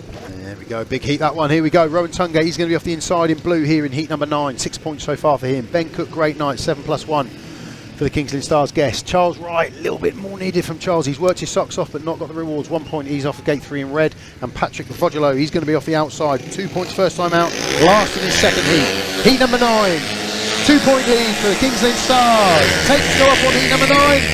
Off the inside row at all. Was there any contact there? Charles has gone down at the back. Yeah, I think he stayed down. Yeah, Cookie might have just clipped him. Red lights are going to come on. Charles was coming across, but yeah, Cookie may have they just got tangled. A little bit of contact. Yeah, yeah. Definitely first Ben bunching. I would say definitely all four back. Cookie missed the jump by a mile. Here we watch go. It back you here, can see it again. He misses it by an absolute mile. Yeah, he did. But then the bike grips here. Charles probably what didn't help there. Charles was lifting. Yeah. You know, and not being able to turn the bike. Cookie was determined. It's just first Ben bunching. First Ben bunching. And again, Cookie was coming back up the, like you say, he got it, and he was coming back up the inside. And WOJDYLO had made a decent trap, and he was coming around the outside. Sometimes there is just nowhere to go. Oh, Red's out. Wow. Interesting. Sometimes think the referee can take the advantage of that first Ben bunch. Oh, I think that's... Charles is looking... we're not in the ref's box, but he was looking our way then. That's a big call. That's because, again, the referee can't see whether there is any contact from his position because it's on the inside but you of can see where contact's been made in my eyes. I think he's made the wrong call there. A bit unfair there for Charles. Yeah. Potentially. That's a tough blow. It's a tough blow for the Spires at this stage. Puts all the pressure on Rohan TUNGATE. Man who's dealing with the pressure pretty well, to be honest, but he's going to be out solo. Yeah, well, this is putting Oxford under pressure. Yep. You know. Yeah, because again, you don't want to let that 2-point deficit stay as you creep into the later end of the meeting. And that would have been they'd have been looking at that heat as a heat advantage opportunity for sure. Oh, they're not going to get it now. No, not a great call. I don't think. Not a great call. So Paul Carrington is your referee tonight. He's decided that wasn't first Ben bunching. He's decided he is going to put his foot down, and he has excluded Charles Wright from heat number 9 as the cause of the stoppage. And obviously Oxford go into this one now with just Rohan TUNGATE. When I say just Rohan TUNGATE, it is 6 points unbeaten so far, Rohan TUNGATE, but it is just Rohan TUNGATE. But they can't eat into that deficit, right. can they now? So worst case scenario is that 2-point deficit remains. I'll tell you what, Cookie's he's more than capable. Yeah. And I nearly mentioned it. You got 2 New South Welshmen in there. There we go. 2 cockroaches. For the State of Origin coming up, they won't mind me saying that. Yeah, they'll pick up on that. Rohan TUNGATE, he's off the inside, 6 points, blue helmet colour. Ben Cook, paid 8 so far, white helmet colour, he's off gate 2. Nobody off of gate 3, Charles Wright excluded. There's of course the stoppage in that first one. Thankfully all good though, got up and walked away. And Patryk WOJDYLO, he's off 2 points. He's off of gate 4 in the yellow helmet colour. He's got plenty of track inside him now. Will that change his thought process in that route up to heat 1 and to turn 1, sorry? See, I think Rowan will have to be very cautious of Patryk. I know Patryk, if Patryk gets a run round the outside, I think he's the kind of rider that will check out. He's just that, he's got a bit of the KK thing. When he does get clear, he just goes. Oof, yeah. So Ryan... Sabu Lemek, there was another one. Yeah, Rowan's going to have to be very clever, but not let Ben get over the top of him. Here we go then. Heat number 9, ReRun. Rowan, he's just made the start. Ben, as he got over the top of him. It's going to be a tough, really close, really tough from Rowan there. He told Ben Cook that he was coming through. There was no room for Ben, and that pushed him back to 3rd place. Rowan out front. That was hard from Rowan, really hard. And, he made that second corner count and made it his own. You could see the 2 boys coming together there as they were coming off a 2. It was extremely close. Bit of Aussie love. Bit of Aussie love, but Rowan wasn't having any of it. And he stamped his authority on this heat. At the minute, the Kings Lynn boys are throwing it at each other in 2nd and 3rd. But it is going to be a 3-3 scoreline. Worst case scenario for Oxford in this one. Rowan's out front, looking in complete control. Pretty much. Ben's obviously not going to, risk anything. He'll just settle in there. But I can't wait to watch that first corner back because Rowan was just ruthless. Yeah, wasn't he ever? Rohan TUNGATE takes the win. 2nd place, Ben Cook. 3rd place is Patryk WOJDYLO. A 3-3 scoreline. That's the best that Oxford could have hoped for in that one, and that is what they've got. 26-28, still a 2-point gap. They shook hands. Oh, that was... would you have not shook hands there, Rory? I've seen you not shake hands before. I'll be honest, I have done a move like that once or twice before in my career, but it's not nice to be on the opposite. Rowan wanted it more. Yeah, he certainly did. Because I tell you what, Ben was coming. He was coming around the outside, and then Rowan didn't do that. I don't think Rowan would have caught him. I don't think. No, so there we go. Rohan TUNGATE, he was the winner of that heat. Ben Cook was second. Patryk WOJDYLO was third. Charles Wright, non-runner in the second. There's an exclusion in the first one. So a 3-3 scoreline. That makes it 26-28. And that's the best that Rowan and Oxford could have hoped for in that one. See if we get a replay of that. If we get a replay of that first turn, was a big first turn. It was a tough first turn. Because Ben had got over the top of him, had really got over the top of him, done all the hard work. And so did Rowan consciously move out? Oh yeah. Here we go. Yeah, Ben, yeah, and then just gets Ben over the made top the of trap. Yeah, and just Rowan knew. Rowan knew he had to drift up. Look at coming, I'm coming. Oh, I'm there coming. was Oh, contact. There was contact. So if Ben had gone down, well, then possibly, again, the referee possibly could have been a 5-0. I don't know. Yeah. Well, I thought I saw contact in the first one. The first like, one, yeah. I'm guessing if he was to stay consistent, then Ben would have had to go. But I don't know. That's right. It was definitely contact. Contact there. Massive first turn. Have some of that. But Rowan said, "No way, I'm having the win," and he certainly did hold on to that win. As we were going to move on to heat number 10. Some big names again coming out in this one. Off the inside in blue, Scott Nicholls, winner last time out, 6 points for him so far. He'll be in the blue helmet colour gate 1. Michael Toft, 2+1 for him. Good second outing for him so far. He's in yellow off of gate 2. Maciej JANOWSKI, well, he's going to want to increase those 2 points that he's got. He's in red off of gate 3. Currently doing a bit of gardening. And off the outside, 6+1, a more solid return, more like the Niels Kristian Iversen that we know. He will be off of gate 4 in the white helmet colour. I just got word that Birmingham are on the fight back at Leicester. Having a bit of a comeback. I believe it's maybe 4 points in it. Oh wow, that was a good eight points before. Oh no, it's changed again. 34-26. So, but they are on making the a charge. fist of it. Yeah, making a fist of it. Fair play to the Brummies, having a good go. Then they're gardening. Magic's off that bike. Magic needs a big race and here. He's got gate 3, which is proving good. He needs a big race. He needs a big race. Scott won last time out. He needs to hit some fresh air. His back will be up. 2 wins after that initial last place for Scott. Tofty looked faster, didn't he, in his last one as well? Yeah. It'd actually be interesting to stat to know when Magic won a race. I know. That would be an interesting It's been a little start. while. It's been a little while. Maybe that will change here for Oxford in heat 10. He had a bit of an indifferent one in Poland first up as well. Yeah. Let's see what he can do here. Heat number 10. JANOWSKI, Nicholls, Iversen, Toft. Takes go up. Iversen got off the inside. Will Magic get that run around? You bet your bomb dollar he will. Down the back. Oh! It's hit the fence. Touched the fence but holds on. Scott's out front. Magic has held on to that bike. He's in second. Tofty's looking on the outside. Niels Kristian comes under and just stopped Michael Toft's run there. Niels Kristian's going to go big to try and draw in Magic, Rory. Yeah, well, I don't know if Niels is going to be able to build any speed up. Scott's obviously got the outside covered. Magic's going to have eyes in the back of his head, and I don't think he's got the pace on him in this one. No, Oxford looking quick out front. Magic had a little kiss with the fence as he came down that back straight. Plenty of speed. Oxford boys pulling away in this one. Scott Nicholls out front. Maciej JANOWSKI second. Niels Kristian's using all of the track to try and gain an advantage to get back up towards the Oxford boys, but I can't see it happening now. No, they've got it in the bag here, and obviously get some 2 points in front overall. Yeah, big 5-1. Scott Nicholls, Maciej JANOWSKI. Great heat there for the Oxford Spires. Niels Kristian worked extremely hard, but couldn't get back up into that heat. But woo, I thought we were going to lose Magic there for a moment. Trading a bit of paint with the back straight fence. Wasn't he ever? Wasn't he ever? So the first time tonight, Oxford in front, thanks to another win. 3 on the bounce now for Scott Nicholls. Maciej JANOWSKI with a solid second place. There we go. Tell you what, that might not be the last time you see Scott out tonight. Nah, Scott with a win. 3 points for him, 2 points Maciej JANOWSKI in second. Niels Kristian third, tried really hard, couldn't really make any inroads on the front two. And Michael Toft, who looked quick for that first lap, and then potentially just got stuck in behind his teammate. 5-1 to the Oxford Spires. For the first time tonight, they do take the lead. 31 against 29. But Maciej JANOWSKI certainly did have some speed as he came off of those first 2 turns. We can see it again. Scott made the trap off of 1. Yep.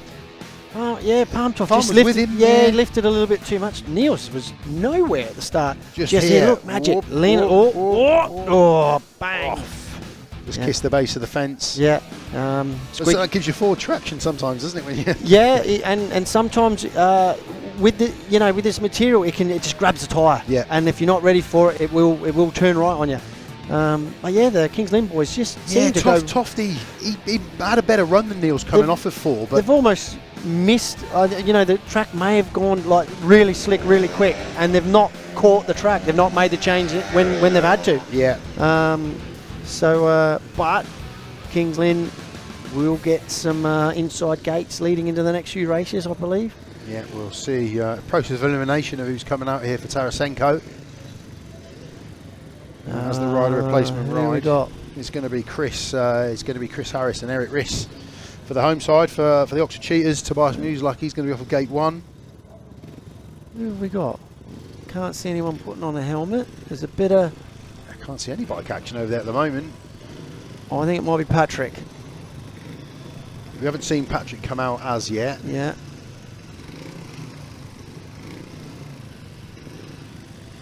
The two minute clock hasn't actually started ticking down in front of us, as you can see on the screen there. Normally the numbers are red. Has Palmtoft had a run yet? No. It would have to be Palmtoft, won't it? We've had Cookie, Niels, Kristian, Iversen, Tobias. So Palmtoft would make sense, but so these boys obviously didn't get the message to just hang back for 5 or for 2. They're going to be told to. Yeah. Tofty? Yep. Yeah, we just had word, Tofty, so they'll get sent back because he'll need a bit of extra time. 2 on the spin there. Oh, hang on. 2 minutes on already. So now the 2 minutes are on. I think that was a little bit distorted because the riders came out and got to tape so quick. Well, this happened to me last week at Glasgow. The ref, yeah, I saw that. We were told a different time up in the pits than what the time was on the clock. But because anyway. you were a second away from that, if not a second. Oh, we were told a different time when I got pushed off. Let's put it that way. I thought you were just leisurely strolling your way around. No, taking your time. Very unlike me. You're very calm. You're very calm though. I'm very prompt. You didn't react. Well, you didn't out. Internally, you might have done. That's my old age showing, I think. So there we go. Let's just quickly run through. We're going to have Tobias MUSIELAK, white helmet colour, inside gate, 7 points so far. Chris Harris, just the 3 points for Chris at this stage of the meeting. He's off of gate 2 in the red helmet colour. Michael Palmtoft, he will be the rider replacement for Tarasenko. I tell you what, I don't think he's going to make this. And Erik RISS. Or maybe, here he comes. Erik RISS will be off the outside in the blue helmet colour. That's okay. Yeah, you got your eyes on the pits over there. Got a bit of PTSD, or whatever is it? What is it? PTSD? Yeah, I'm having flashbacks. Yeah, we've got 45 seconds. He's good. He's good. He's got plenty of time. He's not on Schlein time.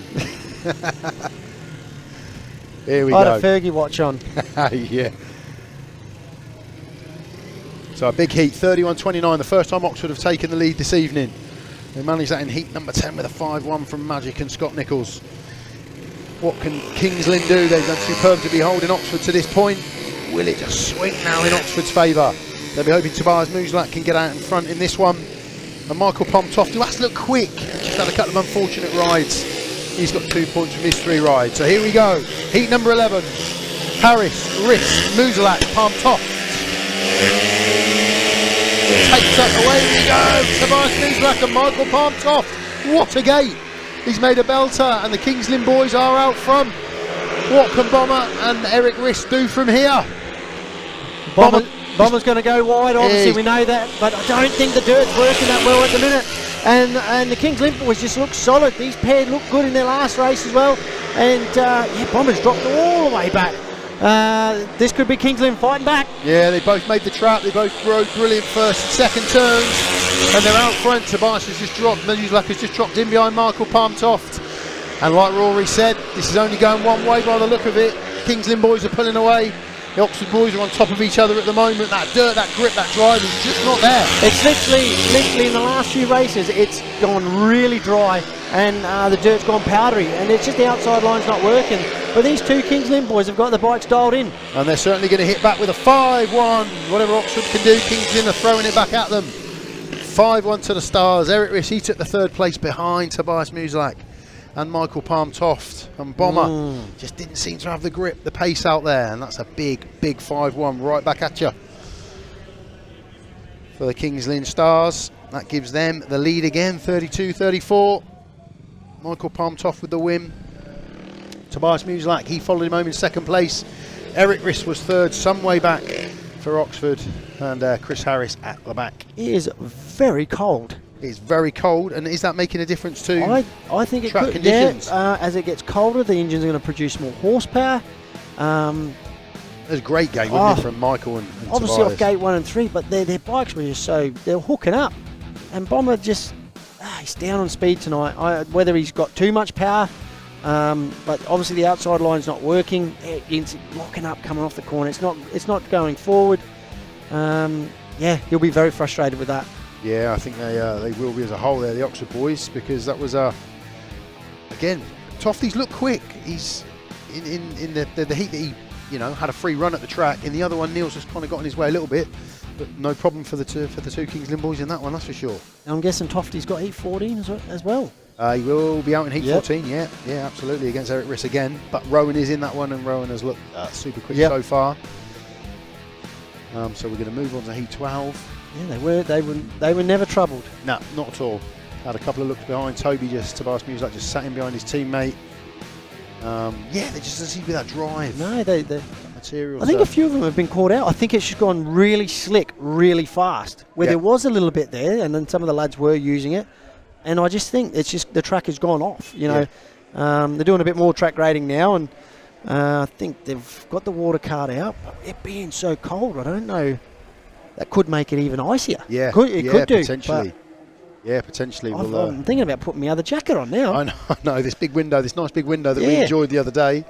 Might well be getting closed in a minute. But this meeting's swinging backwards and forwards.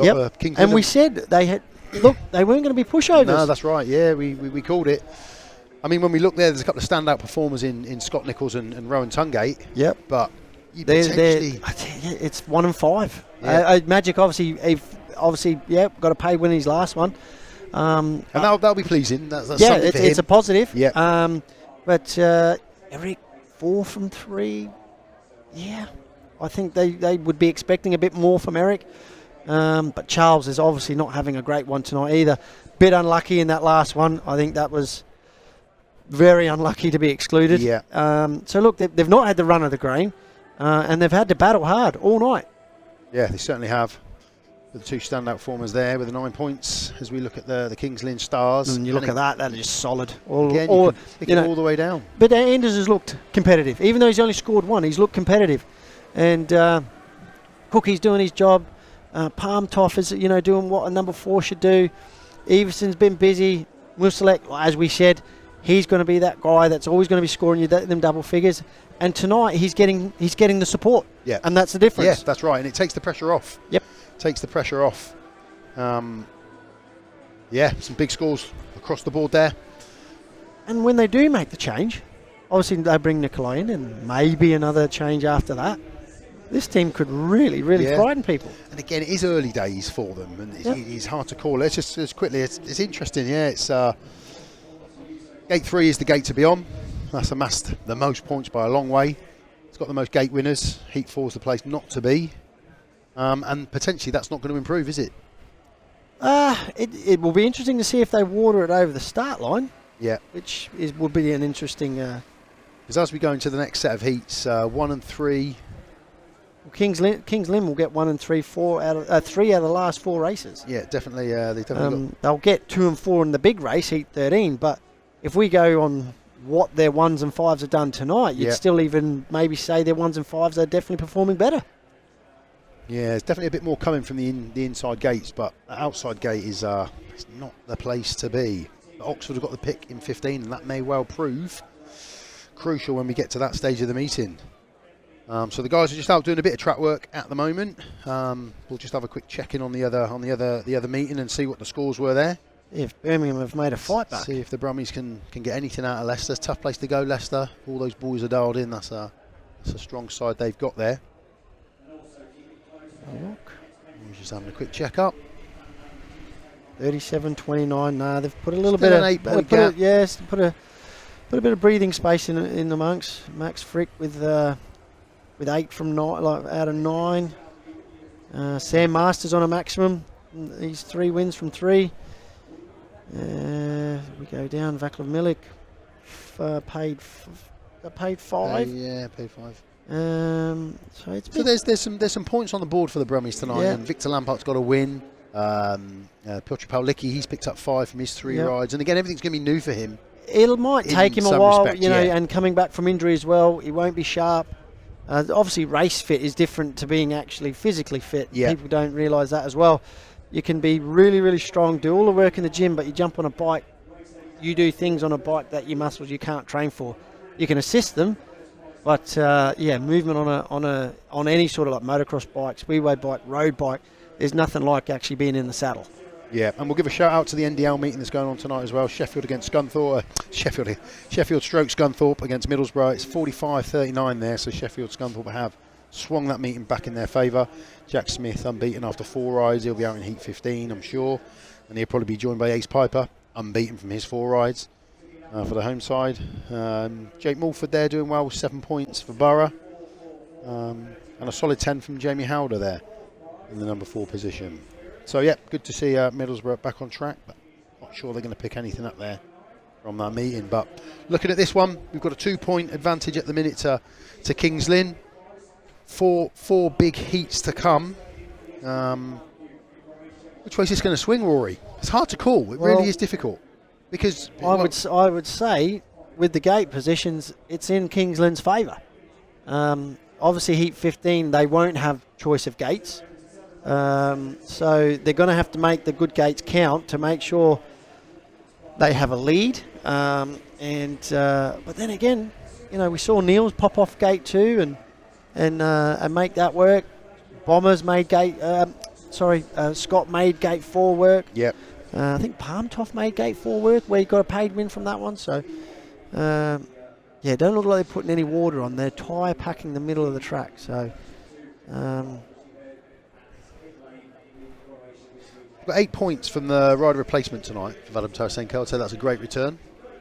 He's going to have a good pay packet. He's going to have a good pay packet if he was it.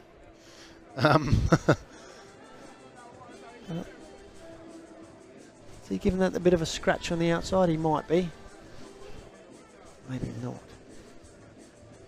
That's what it needs, I think. It needs a bit of a good scratch there. But, it's almost like it's powdery. There's nothing there to grip and bind and drive forward.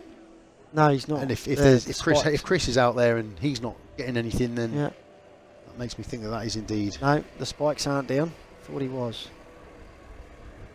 Well, yeah, it's gates 1 and 3 in 12 and 14 for the Kings Lynn Stars, and you'd hazard a guess it's going to be 1 and 3 in 13 and 15 for the home side. Yep. And they're the ones that have got to get a couple of heat advantages. They've got to get that back. Charles Wright, he's going to be out in the next one with, at the moment, him and Ashton BOUGHEN. He'll have the bit between his teeth, that's for sure. Yeah, and they're going to come out against Niels, Kristian Iversen and Patryk WOJDYLO. It is freezing. It's very cold. It is very cold up here. I'm going to stand by all this electrical equipment then, but see if there's a bit of heat coming off it. So you can grab my second Mercom jacket. So just looking out the window, decent crowd again tonight. They do well here. They advertise very well, publicise very well, work really, really hard locally to get the crowds in. And when the speedway's good, it's close, it's competitive, it's compelling. People want to keep coming back. They'll all have their Oxford merchandise jackets and jumpers. And I'll tell you what, I might need to get a Oxford beanie.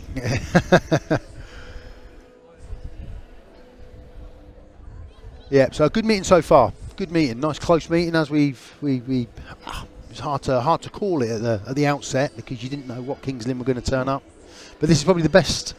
Although to be honest, they only lost the opening meeting of the season by 6. It was 6 or 8. So they at home. Yeah, they were. Yeah. They've got it there. It's definitely something. I would have said that side was stronger on paper. Yeah. So we can see a bit of a team meeting going on over there between the Oxford boys. They're in a little huddle in the pits there. That would be a lot more serious talk than the Kings Lynn one, I can tell you that right now. Yeah, work to be done. They won't want to drop these points at home, that's for sure. Jamie, you're going to put a little bit of water on. Yes, he is. Yeah, we can see the water barrels going around. Yep. Is he going to drop anything down? Was it a case of packing? Yep, there we go. There it is. There we go. And that's interesting because 2 and 4 is what Charles and Ashton, if it's those two that do appear for this heat, that's what they're going to have. I think it does need it in a sense, but is it too late?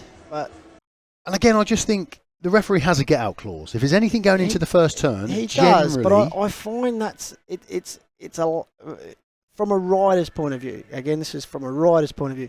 It's the lack of knowledge of a person not knowing what it's like to be on a speedway bike, and that's the most frustrating thing. Yeah. So when your front wheel is up in the air, and you're trying to control it, and then you get someone who only has to clip you, a tiny bit, you know, just a tiny nudge, and then you come down, the wheel then goes away from you. Yeah. And that's all it takes. And that is first bend bunching. Yeah, you know, okay, right. yeah, Charles was lifting, but that's what they do. That's normal for a speedway bike from the start. Ben did move out, so he's actually technically moved out across. So by how I understand the rules, if they've moved out and it's not necessarily Charles or that rider's fault, I just can't see how he can be excluded. Maybe we've seen something else. I don't know. Yeah. And again, I sometimes look at the rider's reaction. Charles was looking this way. He was. Well, I think he was as miffed as we were. Looking up at the box as if to say, you know, "Are you serious?" Yeah. And he had every right to be. In my eyes, he had every right to be upset. He's been having a tough night, and you know, and then to be thrown out of a race at no fault of his own, you know, he's going to be disappointed. And again, that 2-point advantage might not have been there if Charles had. No, you never know. He may have made the correct changes, and gone out and won. He was off gate 3. Yeah. You know, and that would be another reason for him to be upset. Yeah, as well. exactly. That's the prime gate. He's going to come out on gate 2 in this one, which has seen a couple of heat winners. It is Patryk WOJDYLO that is going to have the gate 4 in this one.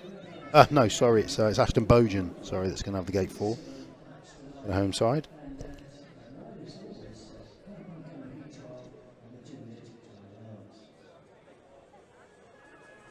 So 2 minutes are on.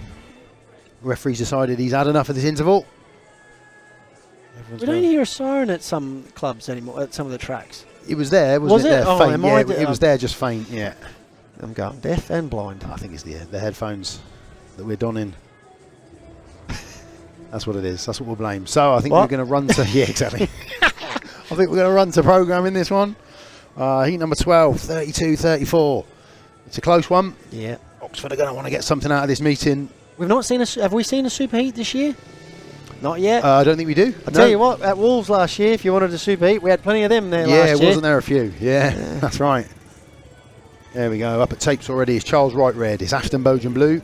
They're up there. They're looking. They're digging already. Patryk WOJDYLO, he will join them in the yellow helmet colour. He'll be off the inside. Charles Wright there in red, gate 2. Niels Kristian Iversen's really come into this meeting. He's off of gate 3 in the white helmet colour.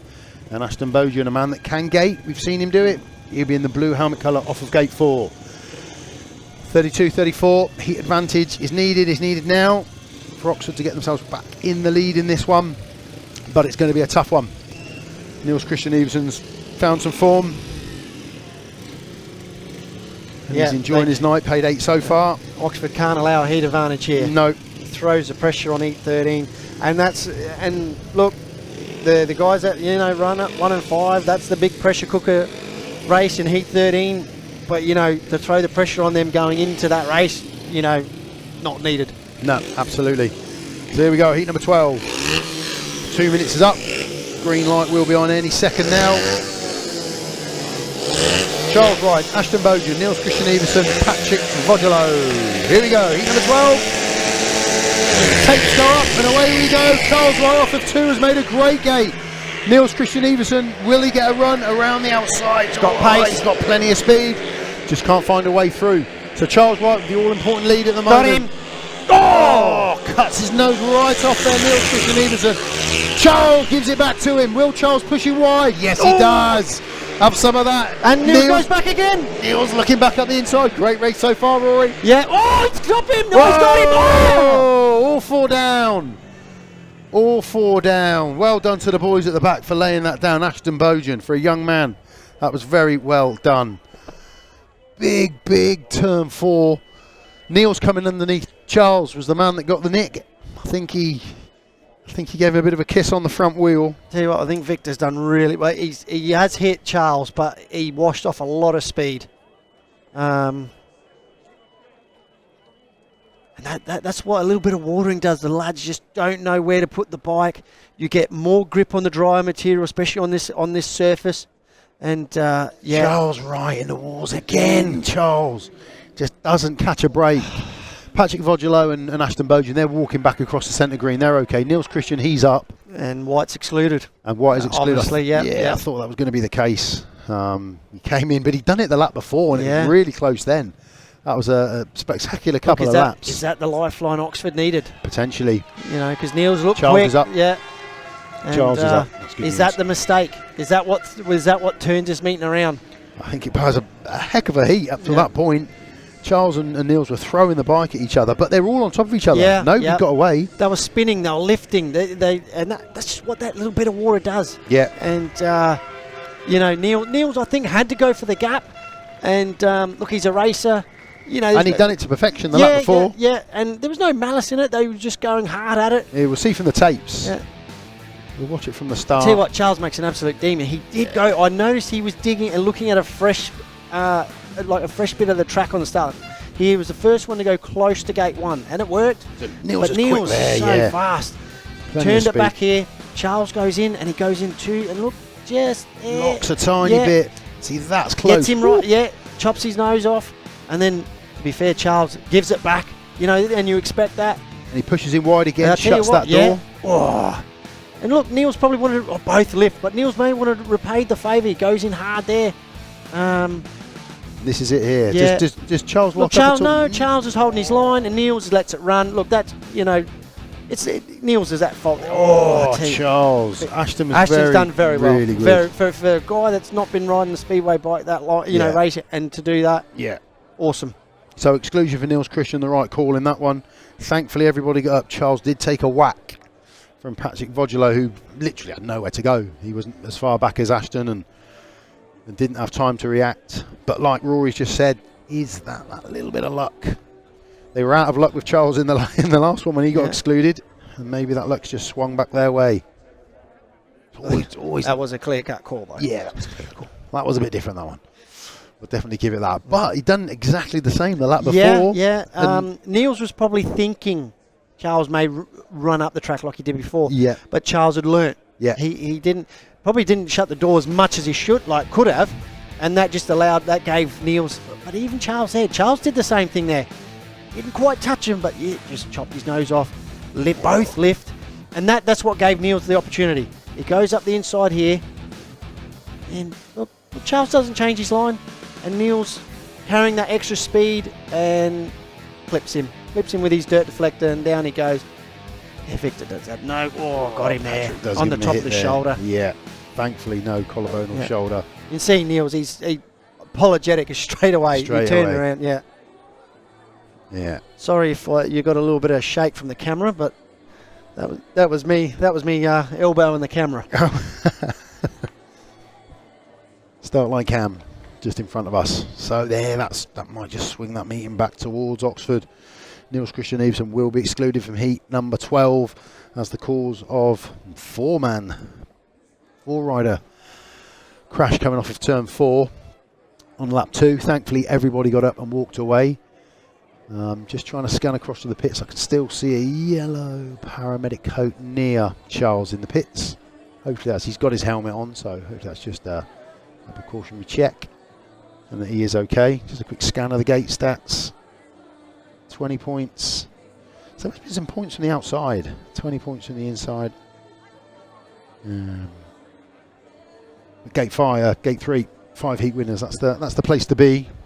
Ashton didn't make a great gate from gate 4 there, but nobody has really. But thankfully, like Rory said, it's great to see a young rider like that with the ability and the skill to lay the bike down. It's a hard thing to do. It is a tough thing to do, and once upon a time it was practiced and practiced and practiced. Yep. I was made to do it Yeah. to get my junior licence, and That's then had to do it to get my senior licence in Australia. I think it's something that should be brought into. It should be an FIM all rule. and everywhere. Yeah, it should be an FIM rule. Yeah, I completely agree with that. Because again, if he hadn't have done that there, no, he would have just ridden straight over the top of him. That would have been utter carnage.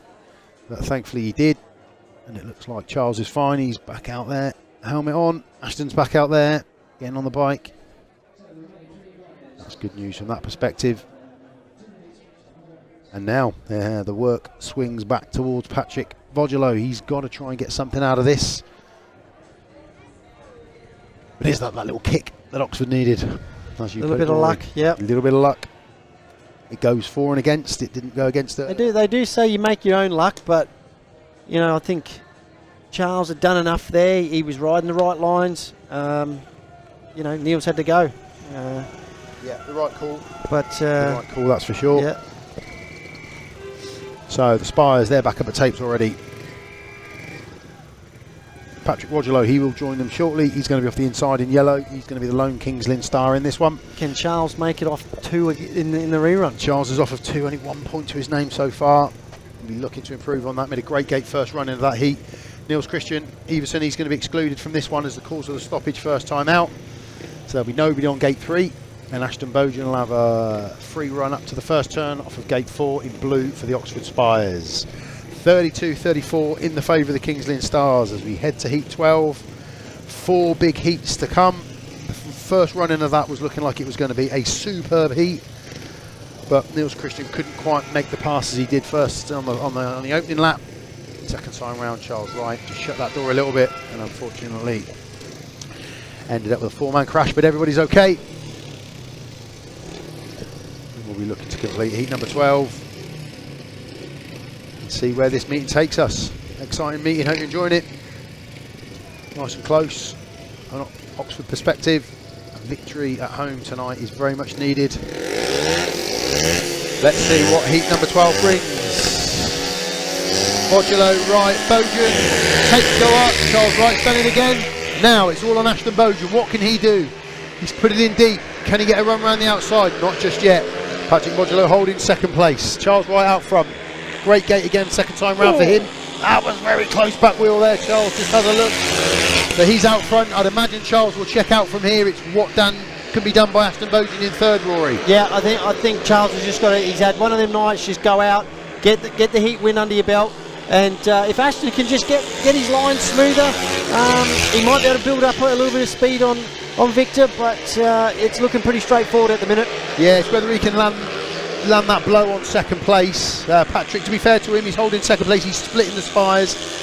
That's as good an outcome potentially as they could have hoped for with Charles Wright making another blinding start there off of gate 2. He's looking strung out, looking like a 4-2, Rory. Yeah, and a good for Charles to hit back with. You know, he's had a very disappointing night, but he'll be happy to finish with a win. And yeah, I just hope he can get through a night without having these knocks. You know, I know. He's been so unlucky. Very unlucky, but he turns it around there, shows us what he's capable of, and gets that heat win that they needed there in heat number 12. All important third place. Here we go. Charles Wright with the win. Patryk WOJDYLO done well to split the Spires there in that one. He comes home in second. Ashton BOUGHEN, he picked up that point in third place and was on the pace. Kept Patryk WOJDYLO honest, but it was a 4-2 to Oxford. That brings us back to 36-36. And we go into the last 3 heats, all tied. Fantastic meeting so far. Here's from the tapes again, Rory. Another good start from Charles. Quite a way back from the tapes there as well. But look at the bike. I could be wrong. He may have changed bikes, but both times. And they're looking for Ashton. Had a quick look over. Twice he had a quick look over. Realised obviously Ashton weren't there, and I think probably then he thought, you know what, I need to get some 4 laps. I need 4 clean laps. Yeah. He had another look there, but you know, Charles is doing his job here. Get in front, get clear, and get the 3 points in the bag. Yeah, did it superbly well. That's what they needed.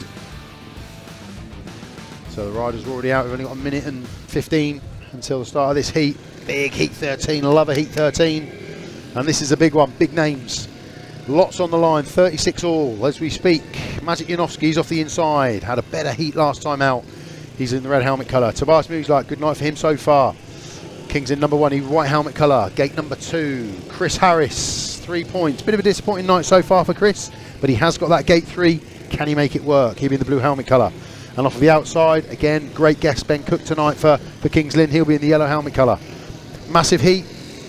Kings Lynn have the favourable gates. Oxford have the favourable gates 1 and 3. But they're up against 2 of the Kings Lynn Stars' top performers tonight in Tobias MUSIELAK and Ben Cook. They've amassed 18 points between them of the 36 that Kings Lynn have got on the board. Big heat for Magic and Bomber. Well, you look at it stats-wise, it's, you know, I would say the two best, the best pairing against Bomber, maybe the worst pairing. Yeah. you know, on the night, that is. On the night, yeah. They have got the better gates, but gate 2 started to come on then. Charles made 2 demon starts off there. You know, Cookie's got a big decision to make. Does he go big? Does he try and commit, come across, or does he come back? Let's see what Heat 13 brings. 36 all, massive heat, big names. Oh, Toby had a nibble, Magic lifted. I didn't know whether the ref would bring that back. Toby had a little bit of a nibble, but he's got himself out front. The Oxford boys so far packing in Bomber second. Magic third, he lifted coming off of the start, and that put him in a real pickle coming out of there. Chris looking for that cut back up the inside of Toby, Tobias MUSIELAK. Toby holding the lead so far. Ben Cook at the back, Rory. Yeah, Bomber's trying to stick it up the inside there, Tobias, but I think he's got good speed. Bomber's going in deep, but that water out there, he's probably not going to get the grip. I think obviously they're going to may stick to a 3-3, but Bomber never gives up. Nah, Bomber's putting it out there, but there's no forward traction. He's just kind of going backwards and almost getting in Magic's way a little bit. But this heat seems to have steadied down a little bit. Tobias MUSIELAK, he's out front. Chris Harris second. Maciej JANOWSKI third. Ben Cook's at the back. But Ben Cook's not a million miles away. Any little mistake in front of them and Ben could pounce. But it's looking like it could end up, aren't they? 3-3 in this one. Yeah, Tobias doing number 1 things, winning the Heat 13, keeping it 36, 30. Oh no, they'll go. Yeah, 39 apiece. 39 apiece now. 39 apiece. And that's what you expect from a number 1. Big pressure heat, and it just keeps the pressure on Oxford. 39-39 as with 2 to go. Tobias MUSIELAK's been a superb rider so far tonight, and he took the win. Chris Harris there, second place for Bomber. Maciej JANOWSKI third. I think Magic did himself at the start because Toby had a little bit of a nibble. Yep. And I thought Magic was then going to be in the Gate ascendancy. 2's coming on though. It certainly changing. is. So 3-3, Maciej JANOWSKI third, Ben Cook at the back in that one. 3-3, 39-39.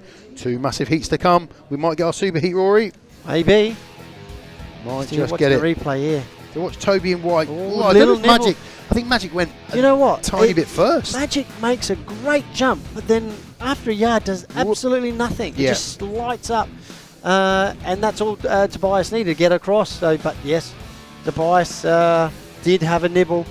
I think, as the rule states, that really should have been called back. Yeah, if that's how the rule is read, and that's how I read it, that should have been called back. But, yeah, I thought anything, and that was, you know, I'm essentially in the same spot as the ref here. Yep. I could see that. Yeah, they both had a bit of a nibble. Yep. And, Bomber tried everything. You can see he was just not there giving it for him 110%, but you know the bike, and he's just not working for him tonight. No, and once Toby got himself out front there, there's nothing that the Oxford riders could do. And a 3-3 keeps it 39, keeps it level, 39-39. We're going to see Rohan TUNGATE, Erik RISS, Michael Palm Toft, and I think it'll be Patrick.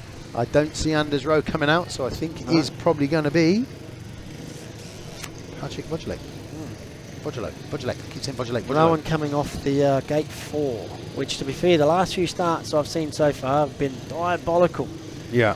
So he'll have a lot to do. Yeah. Unbeaten so far tonight, Rohan TUNGATE, 3 from 3. Just looking over, Anders Rowe isn't preparing. We've got 42 seconds left here. Time is ticking. Here comes Patrick out of the pits now.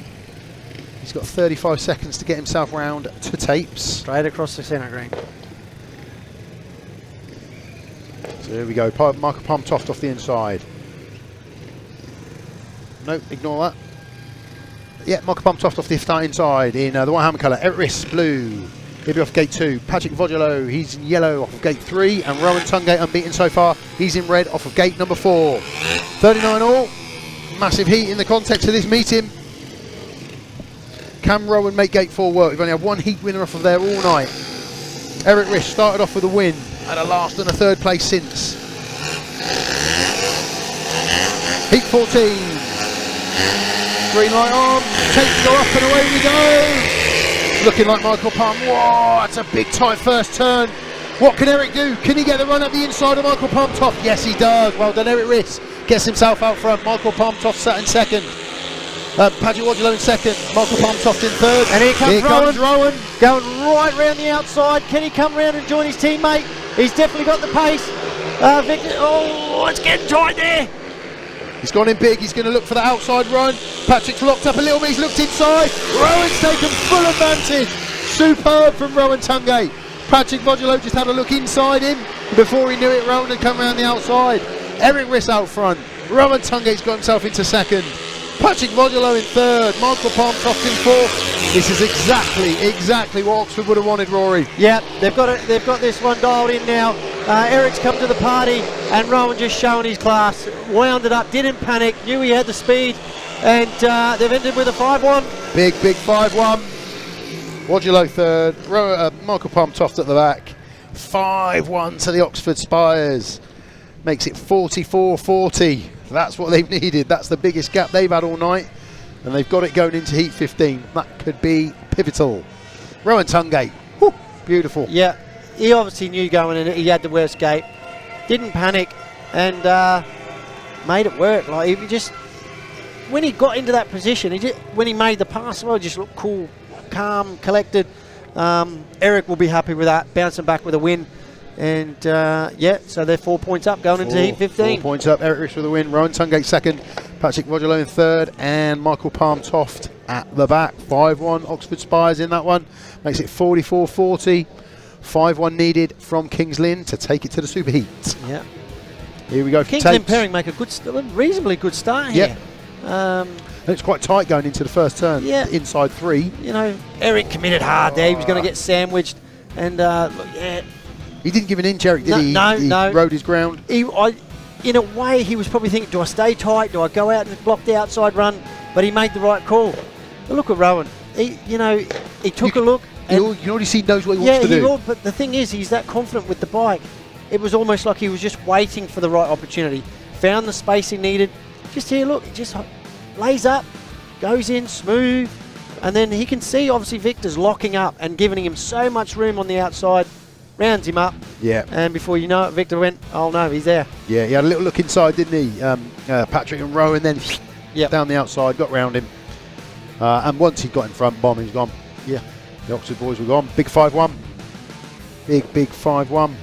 Scott and Rowan to their second one of the evening. Scott and Rowan to front it for Oxford in Heat 15, I would say. I think we'll definitely see Rohan TUNGATE, that's for sure. Yeah. And Scott's won his last three. I think that would be my lineup. I think that would be a fair call. And then I would possibly even say, Tobias. I did say it'll be Tobias. It'll either be Cook or Niels, but I think they might go with Niels because they'll end up with 2 and 4. They're going to end up with 2 and 4 if Oxford have got the pick. There we go, just a quick scan of the scores before we take in Heat 15. Magic's come into the meeting a bit, paid 7. You'd still like a bit more from him. But someone of his calibre. Yes, that's right. Look, he won't need, he won't need telling. He'll know he should be doing more. So look, that's a positive in a way, in the sense that they know they've got more in the locker, but they'll want to see a turnaround soon. Yeah, that's for sure. Scott Nicholls with 9. And Rohan TUNGATE, the 2 that Rory's picked, which I think we can all agree, potentially we're going to see 2 good heat wins for Erik RISS. Yeah. He needed that last race. He needed that, not save his night, but, make the night worthwhile. And, look at the scores there. Tobias, typical number 1 away from home, paid 13. Niels, he was in the mix for the, in the last one. Unfortunately got excluded. Cookie's been value for money, done his job. I would say Tobias and Niels for 15, I'd say Tobias and Niels, yeah. Would you give it, I mean, if your guest rider's really on form, the guest rider gets it. Yeah, you would say that, but I just think Niels maybe looked a little bit more competitive in that last one. I know he got excluded, but he looked a bit more racy than Ben. And just a quick shout, Patryk WOJDYLO, 6 points from reserve, away from home. He's done okay. Yeah. Probably done his bit. But, he got into a good position in that last one. I think I can see a Scott Nicholls blue helmet over there. I spy my little eye, I think. So that would be Scott off 3, and I'd guess Rowan off 1. So the point scoring's been pretty even. It's just the ability to gate off a 4. Getting in the right position. Yeah, pretty even across the other 3 gates. Yep. 21-21. 2's come on. Gate 2's come on towards later of the night. And, yeah, look, if Tobias is obviously will go off 2 again, making a reasonably good start in Heat 13, so that wouldn't surprise me. Yeah, all to race for, but Oxford will be pleased that they've got that advantage, so it is really up to Kings Lynn now. Super Heat's still on the cards. Super Heat is on the cards. Can we see a Kings Lynn 5? Let's have a Super Heat. We like an Oxford win on the Oxford stream, of course, but we also like a Super Heat. We do like a Super Heat. We want to see one at least. And the way this meeting's going, this race could go either way. We've just seen what Rowan can do. Rowan came off a 4 there and just slowly momentum, build it up, yeah, and then landed the blow. I know it's that cold. When you've got the track staff fighting the DJ for the heater on the infield, it must be cold. You can just see the glow on screen. You can see them around the orange glow there. Jamie's heat up. We might need one up here. If this pretty chilly. Oh, look here. So we are going to see Scott Nicholls in blue. I can see that from here. I don't think there's anybody else other than Rohan TUNGATE. It's going to be coming out in the red helmet colour. Tobias in white. Toby. Ben Cook in white and yellow. Okay. It was going to be one of the 2, wasn't it? Yep. And Toby MUSIELAK.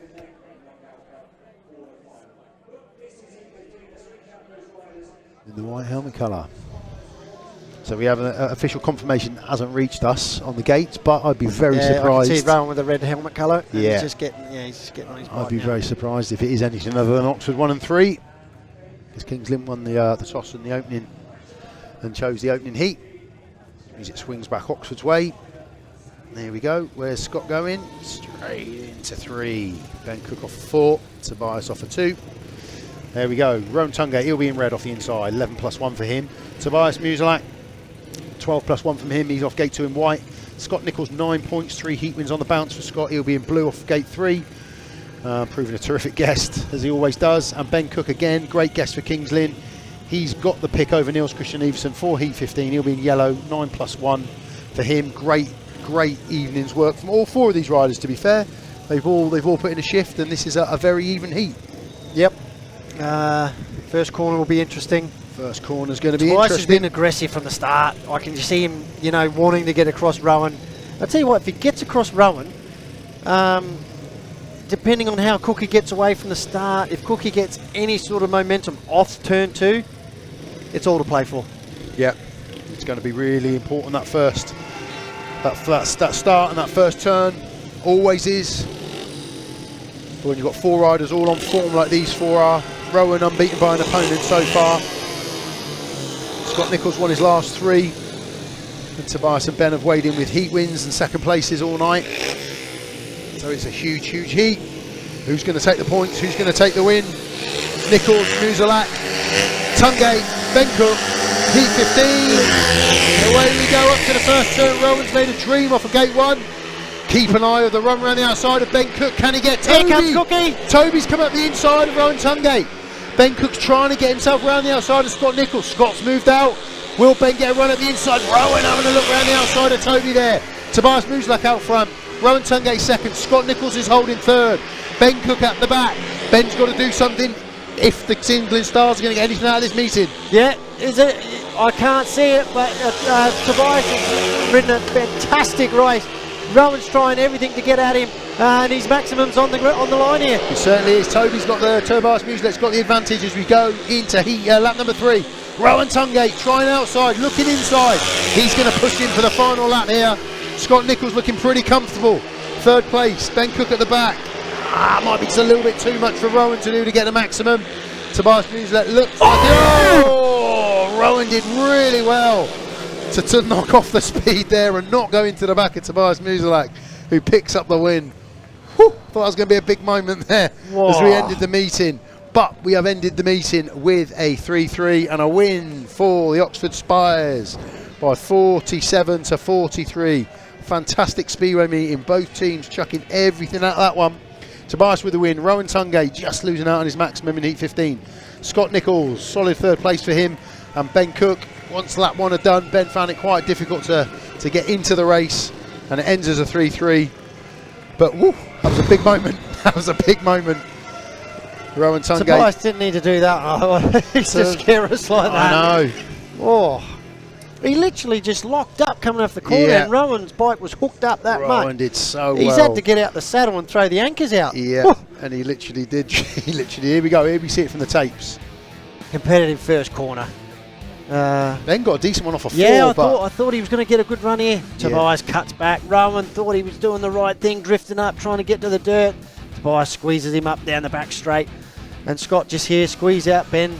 And Ben just didn't get a look in after that. It was sort of like he had one bite of the cherry, and that was it. Rowan had a little look there around the outside Rowan of kept Toby. plugging away. At times he looked threatening, but then, look, Tobias would just put 2-3 lengths on him. And then Rowan would reel him in again. Whew, have a look at that last corner. Big heat, the last corner is the talking point. Almost, he just stopped. He's just stopped in no man's land. And Rowan was just obviously gripping everywhere. And nearly ran right up the back of him. Yeah, Rowan's on the pace. He's pushed him the whole way. He's round him. He's wound in like 3-4 lengths there. Here he comes. He's locking up there. Yeah. And here we go into the last lap. Yeah. Scott's got third place in the bag. Yeah, Rowan didn't really attack that corner there. But look, he's got 2 lengths on him there, 2-3 lengths, and then just on Toby in white. Now the foot's off the footrest, and then. Rowan did amazingly well there. Amazingly well not to have any contact. That could have been nasty. That could have been very, very nasty. Fair play to Rowan there for reacting the way he did. So that gives us a final score. Big home win for the Oxford Spires by 47 to 43 over the Kings Lynn Stars, who were massive value tonight. Fair play to them. That's a really good building block for them. I think that's the ball's in their court now, going to Kings Lynn. They'll have a full strength side the next time they meet, no doubt. And that's easily achievable for an aggregate point if Oxford aren't firing on all cylinders. Yeah, but fair play to the Spires because they weren't ahead until right at the end of that meeting. They had to keep working, keep digging in. A little bit unlucky when Charles got excluded in the heat he would have liked and most probably have scored in. But it does make the final score here in this Rowe Motor Oil Premiership fixture. 47 to Oxford, 43 to Kings Lynn. We potentially might have a quick look at the scores just to run through them before we close the programme out. Here we go. Again, standout. Rowan. Yeah, he was standout last week against, the other week against Ipswich. He's obviously, the 7-day ban's not had any effect on him. No. And he's on course to probably replace Magic as number 1, depending on how the rolling averages work. And that potentially might help Magic. I think so, but he definitely needs to find a bit of form. Oxford haven't signed him to be scoring 5s and 4s and stuff like that, so they'll expect to turn around quickly. Bomber had an off night. It's probably his first night where he's had a bit of a different one here tonight. Maybe caught out with it being a bit cold, I'm not sure. I'm glad Charles has not picked up any more injuries. And a good win to finish the night. Yeah. But they've dodged a bullet tonight. They really have dodged a bullet tonight. And they'll want to get it right. They want to be winning more convincingly at home for sure. Yeah, absolutely. And for the Kings Lynn Stars, standout man, number 1, Tobias MUSIELAK, 15+1. That's a great number 1's performance. And I think that's what they expect from him. He did that. He was doing that for Sheffield last year, and he's doing it this year. So, and I think you'll get that from Tobias everywhere this year. Good signs from Niels, looking more racy. After his knock. Yeah, I thought that. Yeah. And Michael a little bit up and down. Their guest Cookie done his job. Very competitive in in 13 and 15. And look, I think they're a team that will make changes. They will look better in a month's time for sure. Yeah, absolutely. So we end on a positive for the Spires, a home win for them, 47-43. Thank you very much for joining us. Keep an eye on the Oxford website.